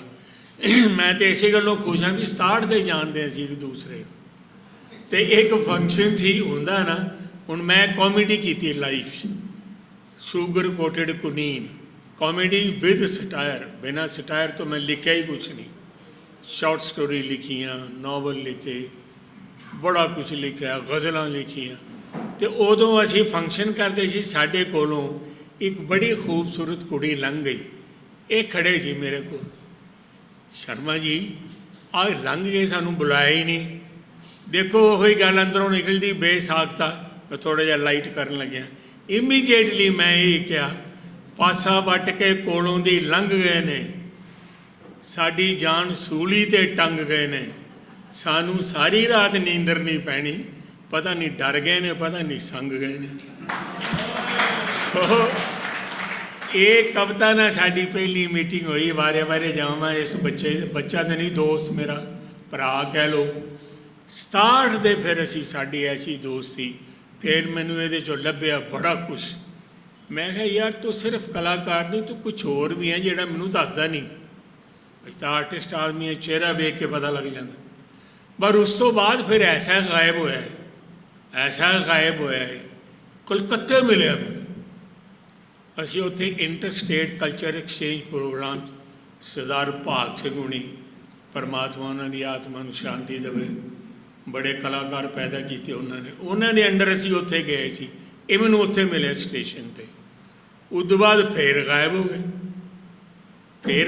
ਗਏ, ਤੇ ਫਿਰ ਮੈਂ ਆਪਣੀ ਫਿਲਮਾਂ ਦੀ ਡਬਿੰਗ ਕਰਨ ਗਿਆ ਬੰਬੇ, 2 ਫਿਲਮਾਂ ਦੀ। ਇੱਕ ਫਿਲਮ ਸੀਗੀ ਧੀ ਜੱਟ ਦੀ ਸੀ, ਦੂਸਰੀ ਜਿਹੜੀ ਲਿਖੀ ਤੁਸੀਂ, ਉਹ ਉੱਥੇ ਗਿਆ ਤੇ ਪ੍ਰੋਡਿਊਸਰ ਡਾਇਰੈਕਟਰ ਮੈਨੂੰ ਕਹਿੰਦੇ ਤੁਹਾਨੂੰ ਬੜੀ ਵੱਡੀ ਹੈਸੀਅਤ ਨਾਲ ਮਿਲਾਵਾਂਗੇ। ਮੈਂ ਕਿਹਾ ਯਾਰ ਨਾਂ ਤਾਂ ਦੱਸ ਦਿਓ। ਉਹ ਨਹੀਂ ਤੁਸੀਂ ਦੇਖੋ ਤਾਂ ਸਹੀ। ਉਹ ਜਦੋਂ ਹੈਸੀਅਤ ਆਈ ਤੇ ਇਹ ਆ ਗਏ, ਜੱਫੀ ਪਾਈ ਕੁੱਟ ਕੇ ਛੱਡੇ ਨਾ, ਉਹਦੇ ਤੁਸੀਂ ਪਹਿਲਾਂ ਹੀ ਜਾਣਦੇ ਹੋ ਇੱਕ ਦੂਜੇ ਨੂੰ। ਔਰ ਮੈਂ ਕਿਹਾ ਮੂਰਖਾ, 67 ਦੇ ਜਾਣਦੇ, ਅੱਜ ਦੇ ਜਾਣਦੇ। ਇਹ ਦੁਬਾਰਾ ਫੇਰ ਮੁਲਾਕਾਤ ਹੋਈ ਸਾਡੀ ਫਿਲਮਾਂ 'ਚ। ਉਹ ਜਿਹੜੀਆਂ ਫਿਲਮਾਂ ਦੀ ਮੈਂ ਡਬਿੰਗ ਕੀਤੀ ਉਹ ਇਹਨਾਂ ਨੇ ਲਿਖੀਆਂ, ਉਹਦੇ ਗਾਣੇ ਲਿਖੇ। ਇਹ ਰੂਪ ਮੈਨੂੰ ਨਹੀਂ ਸੀ ਪਤਾ ਇਹਦਾ, ਇਹ ਤਾਂ ਉੱਥੇ ਪਤਾ ਲੱਗਾ। ਫਿਰ ਉਹਨਾਂ ਨੇ ਕਿਹਾ ਓਏ ਇਹ ਬਹੁਤ ਵੱਡੇ ਜਰਨਲਿਸਟ ਵੀ ਹੈ। ਮੈਂ ਤਾਂ ਡਰ ਗਿਆ। ਫਿਰ ਕਹਿੰਦੇ ਨਹੀਂ। ਮੈਂ ਕਿਹਾ ਤੂੰ ਮੈਨੂੰ ਡਰਾ ਕੇ ਕਹਿ ਰਹੇ ਆ ਕਿ ਮੇਰੀ ਵਡਿਆਈ ਕਰ ਰਹੇ। ਬੰਬੇ ਦਾ ਟੌਪ ਦਾ ਪੇਪਰ, ਉਹ ਜੋ ਇਹਨਾਂ ਨੇ ਕ੍ਰਾਈਮ ਦੇ ਉੱਤੇ ਲਿਖਿਆ, ਯਾਰ ਉਹ ਬੰਦਾ ਜਿਹੜਾ ਆਪਣੀ ਗੱਡੀ ਨੂੰ ਪੰਕਚਰ ਲਾਉਣ ਦੇ ਵਾਸਤੇ ਸਟਿਪਣੀ ਬਦਲ ਰਿਹਾ, ਪਿੱਛੋਂ 2 ਬੰਦੇ ਆਉਂਦੇ ਮੋਟਰਸਾਈਕਲ 'ਤੇ ਠਾ, ਔਰ ਇਸ ਤਰ੍ਹਾਂ ਬਚ ਰਿਹਾ, ਇਸ ਤਰ੍ਹਾਂ ਕਰਕੇ ਕਿੰਨੀਆਂ ਗੋਲੀਆਂ ਇੱਥੇ, ਕਿੰਨੀਆਂ ਇੱਥੇ, ਔਰ ਉੱਠ ਕੇ 3 ਵੀਲਰ ਨੂੰ ਕਹਿੰਦਾ ਮੈਨੂੰ ਹਸਪੀਟਲ ਲੈ ਚੱਲ। ਕਿਆ ਯਾਰ ਆਦਮੀ ਗ੍ਰੇਟ। ਇਹ ਬੈਠੇ ਸਨ, ਔਰ ਉੱਥੇ ਜਾ ਕੇ ਨਰਸ ਨੂੰ ਕਹਿੰਦਾ ਮੇਰੀਆਂ ਗੋਲੀਆਂ ਕੱਢ ਦੇ, ਮੈਨੂੰ ਗੋਲੀਆਂ ਲੱਗੀਆਂ। ਉਹ ਇਹਦੇ ਮੂੰਹ ਵੱਲ ਦੇਖੇ ਵੀ ਐਂ ਜਿਹਾ ਬੰਦਾ ਹੈ, ਕੋਈ ਇੰਨਾ ਵੀ ਨਹੀਂ ਧੌਂਸੂ। ਇਹ ਚੱਕਰ ਕੀ ਹੈ? ਠੀਕ ਹੋ ਗਏ ਸ਼ੇਰ। ਫਿਰ ਇਹਨਾਂ ਨੇ ਜੋ ਕੀਤਾ, ਇਹਨਾਂ ਨੇ ਆਪ ਬਹੁਤ ਕੁਝ ਦੱਸਣਾ। ਮੈਨੂੰ ਕਹਿੰਦੇ ਚਲੋ ਤੁਹਾਨੂੰ ਕੋਈ ਬੰਦੇ ਦੇ ਦਰਸ਼ਨ ਕਰਾਵਾਂ। ਮੈਂ ਕਰਾ ਦੇ। ਭਾਈ ਲੈ ਗਏ ਅੰਡਰਵਰਲਡ ਦੇ, ਕਰੀਮ ਲਾਲਾ ਸੀ, ਓਡਾ ਹਰਾ ਬੰਦਾ। ਮੈਂ ਜ਼ਿੰਦਗੀ 'ਚ ਪਹਿਲੀ ਵਾਰੀ ਅੰਡਰਵਰਲਡ ਵੇਖੀ। ਚਾਹ ਪੀਓਗੇ? ਮੈਂ ਕਿਹਾ ਇਹ ਬੰਦੂਕਾਂ ਇਹਨਾਂ ਦੇ ਵਿੱਚ ਚਾਹ ਪੀ ਸਕਦਾ ਬੰਦਾ? ਇੱਥੋਂ ਹੀ ਨਹੀਂ ਲੰਘਣੀ ਥੱਲੇ। ਮੈਂ ਕਿਹਾ ਬਾਹਰ ਚੱਲ, ਮੈਨੂੰ ਉੱਥੇ ਚਾਹ ਪਿਆ। ਇਹ ਮੈਂ ਵੈਸੇ ਗੱਲਾਂ ਕਰਦਾ, ਬੜੀਆਂ ਗੱਲਾਂ ਨੇ ਕਰਨ। ਅੱਜ ਮੈਨੂੰ ਖੁਸ਼ੀ ਇਸ ਗੱਲ ਦੀ ਹੈ, ਇਹ ਉਹੀ ਸ਼ਖਸ ਹੈ, ਔਰ I am proud of it, ਜੋ ਅੱਜ ਇਹਨੇ ਆਪਣੀ ਦਿਲ ਦੀਆਂ ਗੱਲਾਂ, ਲੋਕਾਂ ਦੀਆਂ ਗੱਲਾਂ ਅੰਦਰੋਂ ਕੱਢ ਕੇ, ਸੱਚ ਬੋਲ ਕੇ, ਬੜਾ ਕੁਝ ਕਹਿ ਕੇ ਇਸ ਕਿਤਾਬ 'ਚ ਪਰੋਇਆ। ਬਹੁਤ ਵਧੀਆ ਕੀਤਾ। ਤੇ ਕਾਮੇਡੀਅਨਸ ਨੂੰ ਬੜੀ ਗੰਦੀ ਆਦਤ ਹੁੰਦੀ ਹੈ। ਇੱਕ ਤਾਂ ਮੈਂ ਤੁਹਾਨੂੰ ਮਾੜਾ ਥੋੜਾ ਲਾਈਟ ਹੋ ਜਾਂਦਾ ਨਾ, ਬਸ ਲਾਸਟ ਗੱਲ ਕਰਕੇ ਵਧਾਈ ਦੇ ਕੇ ਬੈਠੂੰਗਾ। ਇੱਕ ਬਜ਼ੁਰਗ ਔਰਤ ਸੀ, 75 ਸਾਲ ਦੀ, ਤੇ 90 ਸਾਲ ਦਾ ਉਹਦਾ ਹਸਬੈਂਡ। ਤੁਰੀ ਜਾਣ, ਫਟਾਫਟ ਤੁਰੀ ਜਾਣਾ। ਉਹ ਤੁਹਾਨੂੰ ਕਾਹਲੀ ਹੈ, ਉਹ ਤੈਨੂੰ ਨਹੀਂ ਪਤਾ ਬਲਜੀਤ ਪਰਮਾਰ ਦੀ ਕਿਤਾਬ ਰਿਲੀਜ਼ ਹੋਣੀ ਹੈ ਅੱਜ? ਅਸੀਂ ਉਹ ਉੱਥੇ ਜਾਣਾ ਫੰਕਸ਼ਨ 'ਤੇ, ਪਹੁੰਚਣਾ ਜ਼ਰੂਰ ਹੈ। 3 ਵੀਲਰ ਵਾਲੇ ਨੂੰ ਮਿਲਾ ਗਿਆ ਤੇ ਆ ਗਏ। ਅੱਛਾ, ਇੱਕ ਪੁਰਾਣਾ ਜ਼ਮਾਨਾ ਹੁੰਦਾ ਸੀ, ਉੱਥੇ ਲੈ ਕੇ ਚੱਲਦਾ ਮੈਂ ਤੁਹਾਨੂੰ। ਉਦੋਂ ਕੀ ਹੁੰਦਾ ਸੀ ਵੀ ਜਦੋਂ ਕੋਈ ਫੰਕਸ਼ਨ ਹੁੰਦਾ ਸੀ, ਸਾਰੀਆਂ ਲੇਡੀਜ਼ ਇੱਕ ਪਾਸੇ, ਸਾਰੇ ਜੈਂਟਸ ਇੱਕ ਪਾਸੇ ਬੈਠਦੇ ਸੀ। ਅੱਜ ਕੱਲ੍ਹ ਦਾ ਸਿਸਟਮ ਨਹੀਂ ਹੈ ਜਿੱਥੇ ਮਰਜ਼ੀ ਬਹਿ ਜਾਓ, ਨਾ। ਉਦੋਂ ਲੇਡੀਜ਼ ਅਲੱਗ, ਜੈਂਟਸ ਅਲੱਗ ਬੈਠਦੇ ਸੀ। ਫੰਕਸ਼ਨ ਸ਼ੁਰੂ ਹੋਇਆ, ਮੈਂ ਐਂਕਰਿੰਗ ਕਰ ਰਿਹਾ ਸੀ ਅਤੇ ਮੇਰੇ ਕੋਲ ਇੱਕ ਮਾਤਾ ਆਈ, 75 ਸਾਲ ਦੇ ਹੋਣੇ ਆ। ਕਾਕਾ, ਮੈਂ ਕਿਹਾ ਹਾਂਜੀ ਮਾਤਾ ਜੀ। ਅਨਾਊਂਸ ਕਰ ਰਾਮ ਲਾਲ ਕਿੱਥੇ ਹੈ। ਮੈਂ ਕਿਹਾ ਮਾਤਾ ਜੀ ਜਾਓ, ਸਾਨੂੰ ਸਾਡਾ ਕੰਮ ਕਰਨ ਦਿਓ। ਨਹੀਂ, ਤੂੰ ਅਨਾਊਂਸ ਕਰ ਰਾਮ ਲਾਲ ਕਿੱਥੇ ਹੈ। ਮੈਂ ਕਿਹਾ ਮਾਤਾ ਜਾ, ਸਾਨੂੰ ਫੰਕਸ਼ਨ ਕਰਨ ਦਿਓ। ਉਹ 10 ਮਿੰਟ ਬਾਅਦ ਫੇਰ ਆ ਗਏ। ਤੈਨੂੰ ਮੈਂ ਕਿਹਾ ਸੀ ਅਨਾਊਂਸ ਕਰ ਰਾਮ ਲਾਲ ਕਿੱਥੇ ਹੈ। ਮੈਂ ਕਿਹਾ ਮਾਤਾ ਸਾਨੂੰ ਸਾਡਾ ਫੰਕਸ਼ਨ ਕਰਨ ਦਿਓ, ਤੁਸੀਂ ਜਾਓ। ਉਹ 10 ਮਿੰਟ ਬਾਅਦ ਫੇਰ ਆ ਗਏ। ਮੈਂ ਤੇਰੇ ਥੱਪੜ ਮਾਰੂੰਗੀ, ਅਨਾਊਂਸ ਕਰ ਰਾਮ ਲਾਲ ਕਿੱਥੇ ਹੈ। ਮੈਂ ਅਨਾਊਂਸ ਕੀਤਾ, ਰਾਮ ਲਾਲ ਜੀ ਜਿੱਥੇ ਵੀ ਹੋਣ ਉੱਠ ਕੇ ਖੜੇ ਹੋ ਕੇ ਦਰਸ਼ਨ ਦੇਣ। 90 ਸਾਲ ਦਾ ਬਜ਼ੁਰਗ ਹੌਲੀ ਹੌਲੀ ਉੱਠਿਆ, ਦੱਸ ਓਏ ਕਾਕਾ ਕੀ ਕੰਮ ਹੈ। ਮਾਤਾ ਕਹਿੰਦੀ ਬਹਿ ਜਾ ਬਹਿ ਜਾ, ਮੈਂ ਸਿਰਫ ਇਹ ਵੇਖਣਾ ਸੀ ਤੂੰ ਜਨਾਨੀਆਂ 'ਚ ਤੇ ਨਹੀਂ ਬੈਠਾ। ਮੈਨੂੰ ਤਾਂ ਸਿਰਫ ਇਸ ਗੱਲ ਦੀ ਖੁਸ਼ੀ ਹੈ ਜਦੋਂ ਵੀ ਕੋਈ ਬੰਦਾ ਆਪਣੇ ਪੁੱਤਰ ਜਾਂ ਆਪਣੇ ਵਿਦਿਆਰਥੀ ਦੀ ਮਹਿਮਾ ਸੁਣਦਾ ਹੈ, ਜੋ ਅੰਦਰੂਨੀ ਤੌਰ 'ਤੇ ਉਸ ਨੂੰ ਖੁਸ਼ੀ ਹੁੰਦੀ ਹੈ, ਸ਼ਾਇਦ ਹੋਰ ਕਿਸੇ ਨੂੰ ਇਹ ਖੁਸ਼ੀ ਨਾ ਹੁੰਦੀ ਹੋਵੇ। ਬਲਜੀਤ ਪਰਮਾਰ ਮੇਰਾ ਵਿਦਿਆਰਥੀ ਹੈ। ਇਹ ਜਦੋਂ ਕਾਲਜਾਂ ਦੇ ਵਿੱਚੋਂ ਡੈਕਲੇਮੇਸ਼ਨ ਕੰਟੈਸਟਾਂ ਵਾਸਤੇ, ਪੋਲੀਟੀਕਲ ਰੈਸੀਟੇਸ਼ਨਾਂ ਵਾਸਤੇ ਟੀਮਾਂ ਜਾਂਦੀਆਂ ਸੀਗੀਆਂ, ਅਤੇ ਇਹਨਾਂ ਦੀ ਮੈਂ ਟੀਮ ਬਣਾਉਂਦਾ ਹੁੰਦਾ ਸੀ। ਕਿਹੇ ਅਤੇ ਇੱਕ ਜਸਵੀਰ ਸਿੰਘ ਵੀਰ, ਜਿਹੜੇ IAS ਰਿਟਾਇਰ ਹੋਏ ਨੇ। ਹਾਂ, ਗਿਆਨੀ ਜੀ ਨੇ ਨਾਲ ਸੀਗੇ। ਇਹ ਦੋਨੋਂ ਵੀ ਪੜ੍ਹਦੇ ਸੀ ਈਵਨਿੰਗ ਕਾਲਜ 'ਚੋਂ। ਉਦੋਂ ਹੀ ਇੱਕੋ ਫਿਲਮ ਬਣੀ ਸੀ ਉਹਦੀ, ਚੇਤਨਾਨੰਦ ਦੀ, ਹੀਰ ਰਾਂਝਾ ਸ਼ਾਇਦ। ਹਾਂ, ਉਹਨੂੰ ਭੰਗੜਿਆਂ ਦੀ ਮਤਲਬ ਜ਼ਰੂਰਤ ਸੀ। ਸਾਰੇ ਉਹ ਵੀ ਇੱਥੇ ਬੈਠੇ ਨੇ ਜਿਹੜੇ ਉਹ ਭੰਗੜੇ 'ਚ ਗਏ ਸੀਗੇ। ਇੱਕ ਤਾਂ ਬੰਦਾ ਇੰਨਾ ਹੀ ਪਸੰਦ ਆ ਗਿਆ, ਉਹ ਲਾਭ ਸਿੰਘ, ਉਹ ਚੇਤਨਾਨੰਦ ਉਹਨੂੰ ਨਾਲ ਹੀ ਲੈ ਗਿਆ ਸੀ। ਸੋ ਜਦੋਂ ਇਹਦਾ ਜ਼ਿਕਰ ਚੱਲਦਾ, ਜਦੋਂ ਇਹਦੀ ਕੋਈ ਮਹਿਮਾ ਗਾਉਂਦਾ ਬਲਜੀਤ ਦੀ, ਤਾਂ ਮੈਂ ਹੌਲੀ ਦੇ ਕੇ ਕਹਿ ਦਿੰਦਾ ਮੇਰਾ ਵਿਦਿਆਰਥੀ ਹੈ। ਜੇ ਕੋਈ ਮਾੜੀ ਗੱਲ ਕਰਦਾ ਫਿਰ ਮੈਂ ਚੁੱਪ ਕਰ ਜਾਂਦਾ। ਅਤੇ ਸਾਨੂੰ ਇੱਕ ਵਾਰੀ ਮੌਕਾ ਮਿਲਿਆ, ਮੈਂ ਕਰਨਲ ਜਸਵੀਰ ਭੁੱਲਰ, ਲੇਟ ਹਰਭਜਨ ਹਲਵਾਰਵੀ, ਅਸੀਂ ਤਿੰਨੋਂ ਜਾਣੇ ਇੱਕ ਖਾਲਸਾ ਕਾਲਜ ਬੰਬੇ ਹੈਗਾ ਜਿਹੜਾ ਸ਼੍ਰੋਮਣੀ ਗੁਰਦੁਆਰਾ ਪ੍ਰਬੰਧਕ ਕਮੇਟੀ ਦਾ, ਉਹਦੇ ਅਸੀਂ ਇੱਕ ਸੈਮੀਨਾਰ 'ਤੇ ਗਏ। ਉਦੋਂ ਇਹ ਬਲਜੀਤ ਪਰਮਾਰ ਵੀ ਬੰਬੇ ਸੀਗਾ, ਅਤੇ ਇਹਨੇ ਉਹ ਅਖਬਾਰ ਕੱਢਦਾ ਹੁੰਦਾ ਸੀ ਬੰਬੇ ਆਈ। ਅਸੀਂ ਗਏ ਤਾਂ ਸੈਮੀਨਾਰ 'ਤੇ ਸੀ, ਪਰ ਉਹ ਜੇ ਇੱਕ ਹਫ਼ਤਾ 2-3 ਦਿਨਾਂ ਵਾਸਤੇ ਗਏ ਸੀ। ਇੱਕ ਹਫ਼ਤਾ ਜਿਹੜੀ ਅਸੀਂ ਦੀ ਮਹਿਮਾਨ ਨਵਾਜ਼ੀ ਦੇਖੀ ਨਾ, ਉਹ ਕਮਾਲ ਦੀ ਸੀ। ਇੱਕ ਤੁਹਾਨੂੰ ਪਤਾ ਹੀ ਹੈ, ਤੁਹਾਡੇ ਵਿੱਚ ਪੱਤਰਕਾਰ ਵੀ ਬਹੁਤ ਬੈਠੇ ਨੇ। ਪੱਤਰਕਾਰਾਂ ਦੀ ਬੜੀ ਸੇਵਾ ਹੁੰਦੀ ਹੈ, ਹੋਟਲਾਂ ਵਾਲੇ ਵੀ ਕਰਦੇ ਨੇ, ਹੋਰ ਵੀ ਬੜੇ ਕਰਦੇ ਨੇ। ਔਰ ਪੱਤਰਕਾਰਾਂ ਤੋਂ ਜਿੱਦਾਂ ਹੁਣ ਡਰਦੇ ਨੇ, ਉਦੋਂ ਇੰਨਾ ਨਹੀਂ ਸੀ ਡਰਦੇ ਹੁੰਦੇ। ਉਦੋਂ ਪੱਤਰਕਾਰਾਂ ਦੀ ਡਰ ਜ਼ਰੂਰ ਹੁੰਦਾ ਸੀ, ਪਰ ਨਾਲ ਇੱਜ਼ਤ ਵੀ ਬਰਕਰਾਰ ਰਹਿੰਦੀ ਸੀ। ਹੁਣ ਉਹ ਗੱਲ ਨਹੀਂ ਹੈ। ਹੁਣ ਇਸ ਦੇ ਉਲਟਿਆਂ ਮੈਂ ਜ਼ਿਆਦਾ ਡਿਟੇਲ 'ਚ ਨਹੀਂ ਜਾਂਦਾ। ਮੈਂ ਸਿਰਫ ਇਹ ਦੱਸਣਾ ਚਾਹੁੰਦਾ, ਮੈਂ ਇਹਦੇ ਕੋਲ ਇੱਕ ਇੱਛਾ ਜ਼ਾਹਰ ਕੀਤੀ ਕਿ ਯਾਰ ਵੀ ਤੇਰਾ ਜਿਹੜਾ ਅੰਡਰਵਰਲਡ ਹੈ ਇੱਥੋਂ ਦਾ, ਉਹ ਤੇਰਾ ਕਹਿੰਦੇ ਸੁਣਿਆ ਬਹੁਤ ਵਾਹ ਪੈਂਦਾ ਵੀ ਸਾਨੂੰ ਕੋਈ ਦਿਖਾਈ ਦੇ, ਕਿਸੇ ਨੂੰ ਮਿਲਾਈ ਦੇ। ਕਹਿੰਦਾ ਤੁਹਾਡਾ ਉਹਨਾਂ ਦੇ ਘਰੇ ਡਿਨਰ ਰੱਖ ਦਿੰਦੇ ਹਾਂ, ਗੱਲ ਹੀ ਕੋਈ ਨਹੀਂ। ਮੈਂ ਹਰਭਜਨ ਹਲਵਾਰ ਵੀ, ਉਹਨਾਂ ਦਿਨਾਂ 'ਚ ਮੇਰਾ ਖਿਆਲ ਹੈ ਬਕਰੀਦ ਸੀਗੀ, ਉਹ ਬੜਾ ਭਾਂਤ ਦਾ ਮੁਸਲਮਾਨਾਂ ਦੇ ਮੀਟ ਬਣਦਾ ਹੁੰਦਾ ਉਦੋਂ। ਇਹ ਵੱਡਾ ਪਤਾ ਕਿਹੜਾ ਸੀਗਾ, ਉਹਨੂੰ ਇਬਰਾਹਿਮ ਦਾਊਦ ਦਾ ਘਰ, ਉਹਨਾਂ ਅੰਦਰਲੀਆਂ ਜਿਹੜੀਆਂ ਗਲੀਆਂ, ਪੁਰਾਣੇ ਸ਼ਹਿਰ ਹੁੰਦੇ ਨੇ, ਇੱਦਾਂ ਦਾ ਘਰ। ਅਸੀਂ ਤਿੰਨੇ ਜਾਣੇ, ਅਤੇ ਉੱਥੇ ਇੰਨੇ ਭਿਆਨਕ ਕਿਸਮ ਦੇ ਬੰਦੇ, ਮੇਰਾ ਖਿਆਲ ਹੈ ਵੀ 10-12 ਕਿਸਮ ਦਾ ਮੀਟ ਬਣਿਆ ਹੋਇਆ। ਉਹ ਬੰਦਿਆਂ ਨੂੰ ਦੇਖ ਕੇ ਨਾ, ਜਿਹੜੀ ਥੋੜ੍ਹੀ ਬਹੁਤ ਉਹਨੂੰ ਭੁੱਖ ਸੀ, ਉਹ ਭੁੱਖ ਹੀ ਮਿਟ ਜਾਂਦੀ ਸੀ। ਇੰਨਾ ਡਰ ਇਹਨਾਂ ਦਾ ਕ੍ਰੀਏਟ ਜਿਹਾ ਹੋ ਜਾਂਦਾ। ਹਾਂ, ਅਤੇ ਉਹ ਪਤਾ ਨਹੀਂ ਮੀਟ ਵੀ ਮੈਂ ਦੇਖੀ ਜਾਵਾਂ ਵੀ ਹੈ ਕਾਹਦਾ ਇਹ। ਮੈਂ ਨਾ ਇੱਕ ਮੈਂ ਕਿਹਾ ਮੈਂ ਹਲਵਾਰ ਵੀ ਨੂੰ ਹੌਲੀ ਦੇ ਕੇ ਪੁੱਛਿਆ, ਮੈਂ ਕਿ ਇਹ ਮੀਟ ਕਾਹਦਾ ਯਾਰ, ਪਤਾ ਨਹੀਂ 8-9 ਦੇਗਾਂ ਜੀਆਂ ਭਰੀਆਂ ਪਈਆਂ ਨੇ, ਮੂਹਰੇ ਰੱਖਿਆ ਵੀ ਹੋਇਆ। ਕਹਿੰਦਾ ਬੱਕਰੇ ਦਾ, ਹੋਰ ਕਾਹਦਾ ਹੁੰਦਾ? ਇੱਕ ਐਡਾ ਸਾਰਾ ਹੱਡ ਜਾ ਪਿਆ। ਮੈਂ ਕਿਹਾ ਆਹ ਦੱਸ ਕਿੱਥੇ ਬੱਕਰੇ ਦੇ ਫਿੱਟ ਹੁੰਦਾ? ਇੱਕ ਪਤਾ ਹੀ ਨਹੀਂ, ਹੈ ਹੀ ਨਹੀਂ, ਪਤਾ ਨਹੀਂ ਕਾਹਦਾ ਮੀਟ ਹੈ। ਖੈਰ ਅਸੀਂ ਉਹ ਖਾ ਖੂ ਕੇ ਆ ਗਏ।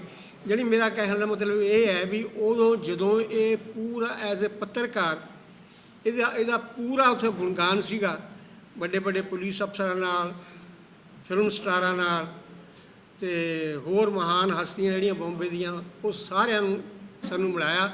ਅਸੀਂ 5-6 ਦਿਨ ਖੂਬ ਇਹਦੇ ਮਹਿਮਾਨ ਬਣ ਕੇ ਰਹੇ।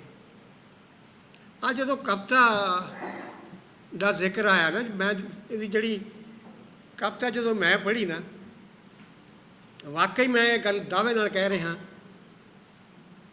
ਕਿ ਇਹਦਾ ਮੁਲਾਂਕਣ ਸਾਡੇ ਜਿਹੜੇ ਵਿਦਵਾਨ ਨੇ ਉਹ ਨਹੀਂ ਕਰ ਸਕਦੇ, ਕਿਉਂਕਿ ਉਹਨਾਂ ਕੋਲੇ ਤਾਂ ਉਧਾਰੀਆਂ ਲਈਆਂ ਹੋਈਆਂ ਨਾ, ਉਹ ਸਿਧਾਂਤਿਕ ਚੌਕਟੇ ਜਿਹੇ ਬਣੇ ਹੋਏ ਨੇ।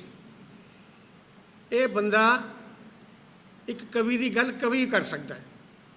ਸੋ ਜੋ ਤੁਹਾਡੇ ਵਿੱਚ ਜੇ ਥੋੜ੍ਹੀ ਬਹੁਤ ਦਿਲਚਸਪੀ ਪੈਦਾ ਹੋਈ ਹੈ ਨਾ ਕਵਿਤਾ ਨੂੰ ਜਾਂ ਇਸ ਕਿਤਾਬ ਨੂੰ ਪੜ੍ਹਨ ਦੀ, ਉਹਦੇ ਵਿੱਚ ਮਨਮੋਹਨ ਹੋਣਾ ਦਾ ਬੜਾ ਯੋਗਦਾਨ ਹੋਏਗਾ। ਸੋ ਖੁਸ਼ੀ ਹੈ, ਮੈਂ ਜ਼ਿਆਦਾ ਟਾਈਮ ਨਹੀਂ ਲਊਂਗਾ ਕਿਉਂਕਿ ਮੈਨੂੰ ਖੁਸ਼ੀ ਇਸ ਗੱਲ ਦੀ ਹੈ, ਅਤੇ ਇੱਕ ਤਾਂ ਮੈਂ ਉਮਰ ਬੜੀ ਲੁਕਾਉਂਦਾ ਹੁੰਦਾ, ਹੁਣ ਨਹੀਂ ਲੁਕਦੀ।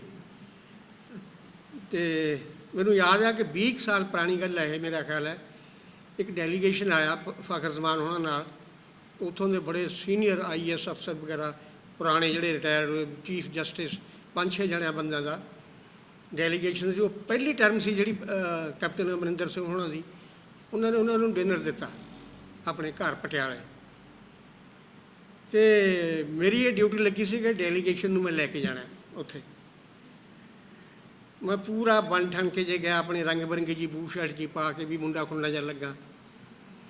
ਅਤੇ ਜਦੋਂ ਜਾਣ ਪਛਾਣ ਜੀ ਸਾਰੇ ਕਰਾਉਣ ਲੱਗੇ ਤਾਂ ਉਹਨਾਂ ਨੂੰ ਇੱਕ ਸ਼ੌਕ ਜਿਹਾ ਸੀਗਾ ਕਿ ਜਿਹੜੇ ਅਫਸਰ ਆਪਣੇ ਲਾਉਂਦੇ ਸੀ ਨਾ, ਉਹ ਬੜੇ ਯੰਗ ਲਾਉਂਦੇ ਸੀ। ਹੁਣ ਤਾਂ ਰਾਏ ਸਾਹਿਬ, ਮਿਸਟਰ ਰਾਏ DGP ਨੇ, ਉਦੋਂ ਇਹ ਉੱਥੇ SSP ਸੀਗੇ ਪਟਿਆਲੇ। ਇੱਕ ਹੋਰ ਬੜਾ ਯੰਗ IAS ਅਫਸਰ, ਤੇਜਵੀਰ ਸਿੰਘ ਨਾਂ ਸੀ ਮੇਰਾ ਖਿਆਲ ਸ਼ਾਇਦ ਉਹਦਾ ਨਾਂ। ਉਹ ਇਹ ਦੋਨੋਂ ਜਾਣੇ ਮੁੰਡੇ ਖੁੰਡੇ ਜੇ ਬੈਠੇ ਵੀ ਜੀ ਮੇਰਾ DC ਆ, ਮੇਰਾ SSP ਹੈ। ਜਦੋਂ ਮੈਨੂੰ ਇਹ ਛੇਦੇ ਕਹਿੰਦਾ ਮੈਂ ਜਾਣਦਾ ਜੀ ਇਹਨੂੰ, ਇਹ ਮੇਰੇ ਪਾਪਾ ਦੇ ਕਹਿੰਦੇ ਕਲਾਸ ਫੈਲੋ ਨੇ, ਮਗਰ ਲੁਕੋ ਲੋ ਉਮਰ। ਕਹਿੰਦਾ ਜੀ ਮੈਂ ਜਾਣਦਾ ਜੀ ਇਹ ਰਾਏ, ਕਿ ਮੈਂ ਜਾਣਦਾ ਜੀ ਮੇਰੇ ਕਹਿੰਦੇ ਪਾਪਾ ਦੇ ਕਲਾਸ ਫੈਲੋ ਨੇ। ਸੋ ਦੋਸਤੋ, ਮੈਂ ਗੱਲ ਸਿਰਫ ਇਹ ਨਹੀਂ ਕਹਿਣਾ ਚਾਹੁੰਦਾ ਵੀ ਜਿਸ ਕਿਸਮ ਦੀ ਇਹ ਰਚਨਾ ਹੁਣ ਕਰ ਰਿਹਾ, ਔਰ ਹੁਣ ਇਹਨੇ ਇੱਕ ਪੇਸ਼ੀਨ ਗੋਈ ਕੀਤੀ ਹੈ ਕਿ ਮੈਂ ਆਪਣੇ ਜਿਹੜੇ ਤਜਰਬੇ ਨੇ ਇਹਨਾਂ ਨੂੰ ਲਿਖਾਂਗਾ, ਆਪਣੀ ਜਿਹੜੀ ਆਟੋਬਾਇਓਗ੍ਰਾਫੀ ਹੈ। ਔਰ ਬਹੁਤ ਸੋਹਣਾ ਲਿਖਦਾ ਹੈ। ਅੰਗਰੇਜ਼ੀ ਤਾਂ ਇੰਨੀ ਮਾਸਟਰੀ ਹੈ ਇਹਦੀ, ਪੰਜਾਬੀ ਤਾਂ ਹੋਣੀ, ਕਿਉਂਕਿ ਸਾਡੇ ਪੜ੍ਹਾਏ ਹੋਏ ਨੇ, ਪੰਜਾਬੀ ਤਾਂ ਮਾਸਟਰੀ ਹੋਣੀ ਸੀ। ਸੋ ਔਰ ਮੈਂ ਬੈਠਾ ਇੱਥੇ ਆ ਕੇ ਮੈਨੂੰ ਖੁਸ਼ੀ ਇਸ ਕਰਕੇ ਹੋਈ ਹੈ ਵੀ ਜਿੰਨੇ ਵੀ ਪੁਰਾਣੇ ਪਾਪੀ ਜਿਵੇਂ ਕਹਿੰਦੇ ਹੁੰਦੇ ਨਾ, ਅਸੀਂ ਪੁਰਾਣੇ ਬੰਦੇ ਸਾਰੇ ਇਕੱਠੇ ਕਰ ਲਏ ਨੇ ਇੱਥੇ।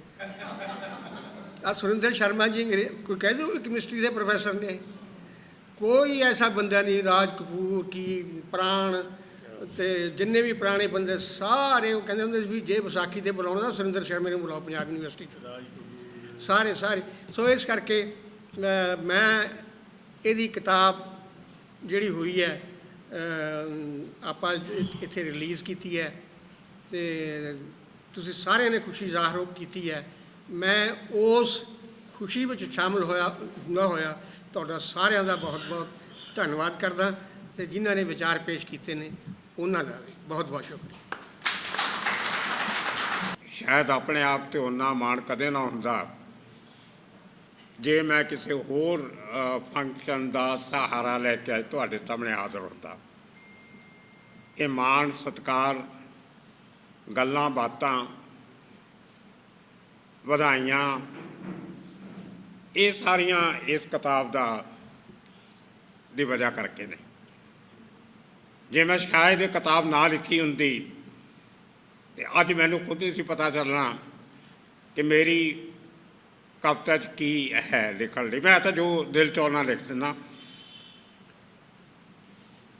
ਮੈਂ ਅਸਲ 'ਚ ਖੁਸ਼ਕਿਸਮਤ ਰਿਹਾ ਜ਼ਿੰਦਗੀ 'ਚ ਕਿ ਮੈਨੂੰ ਚੰਗੇ ਵੱਡੇ ਮਿੱਤਰਾਂ ਦਾ, ਦੋਸਤਾਂ ਦਾ, ਭਰਾਵਾਂ ਦਾ ਸਾਥ ਮਿਲਿਆ।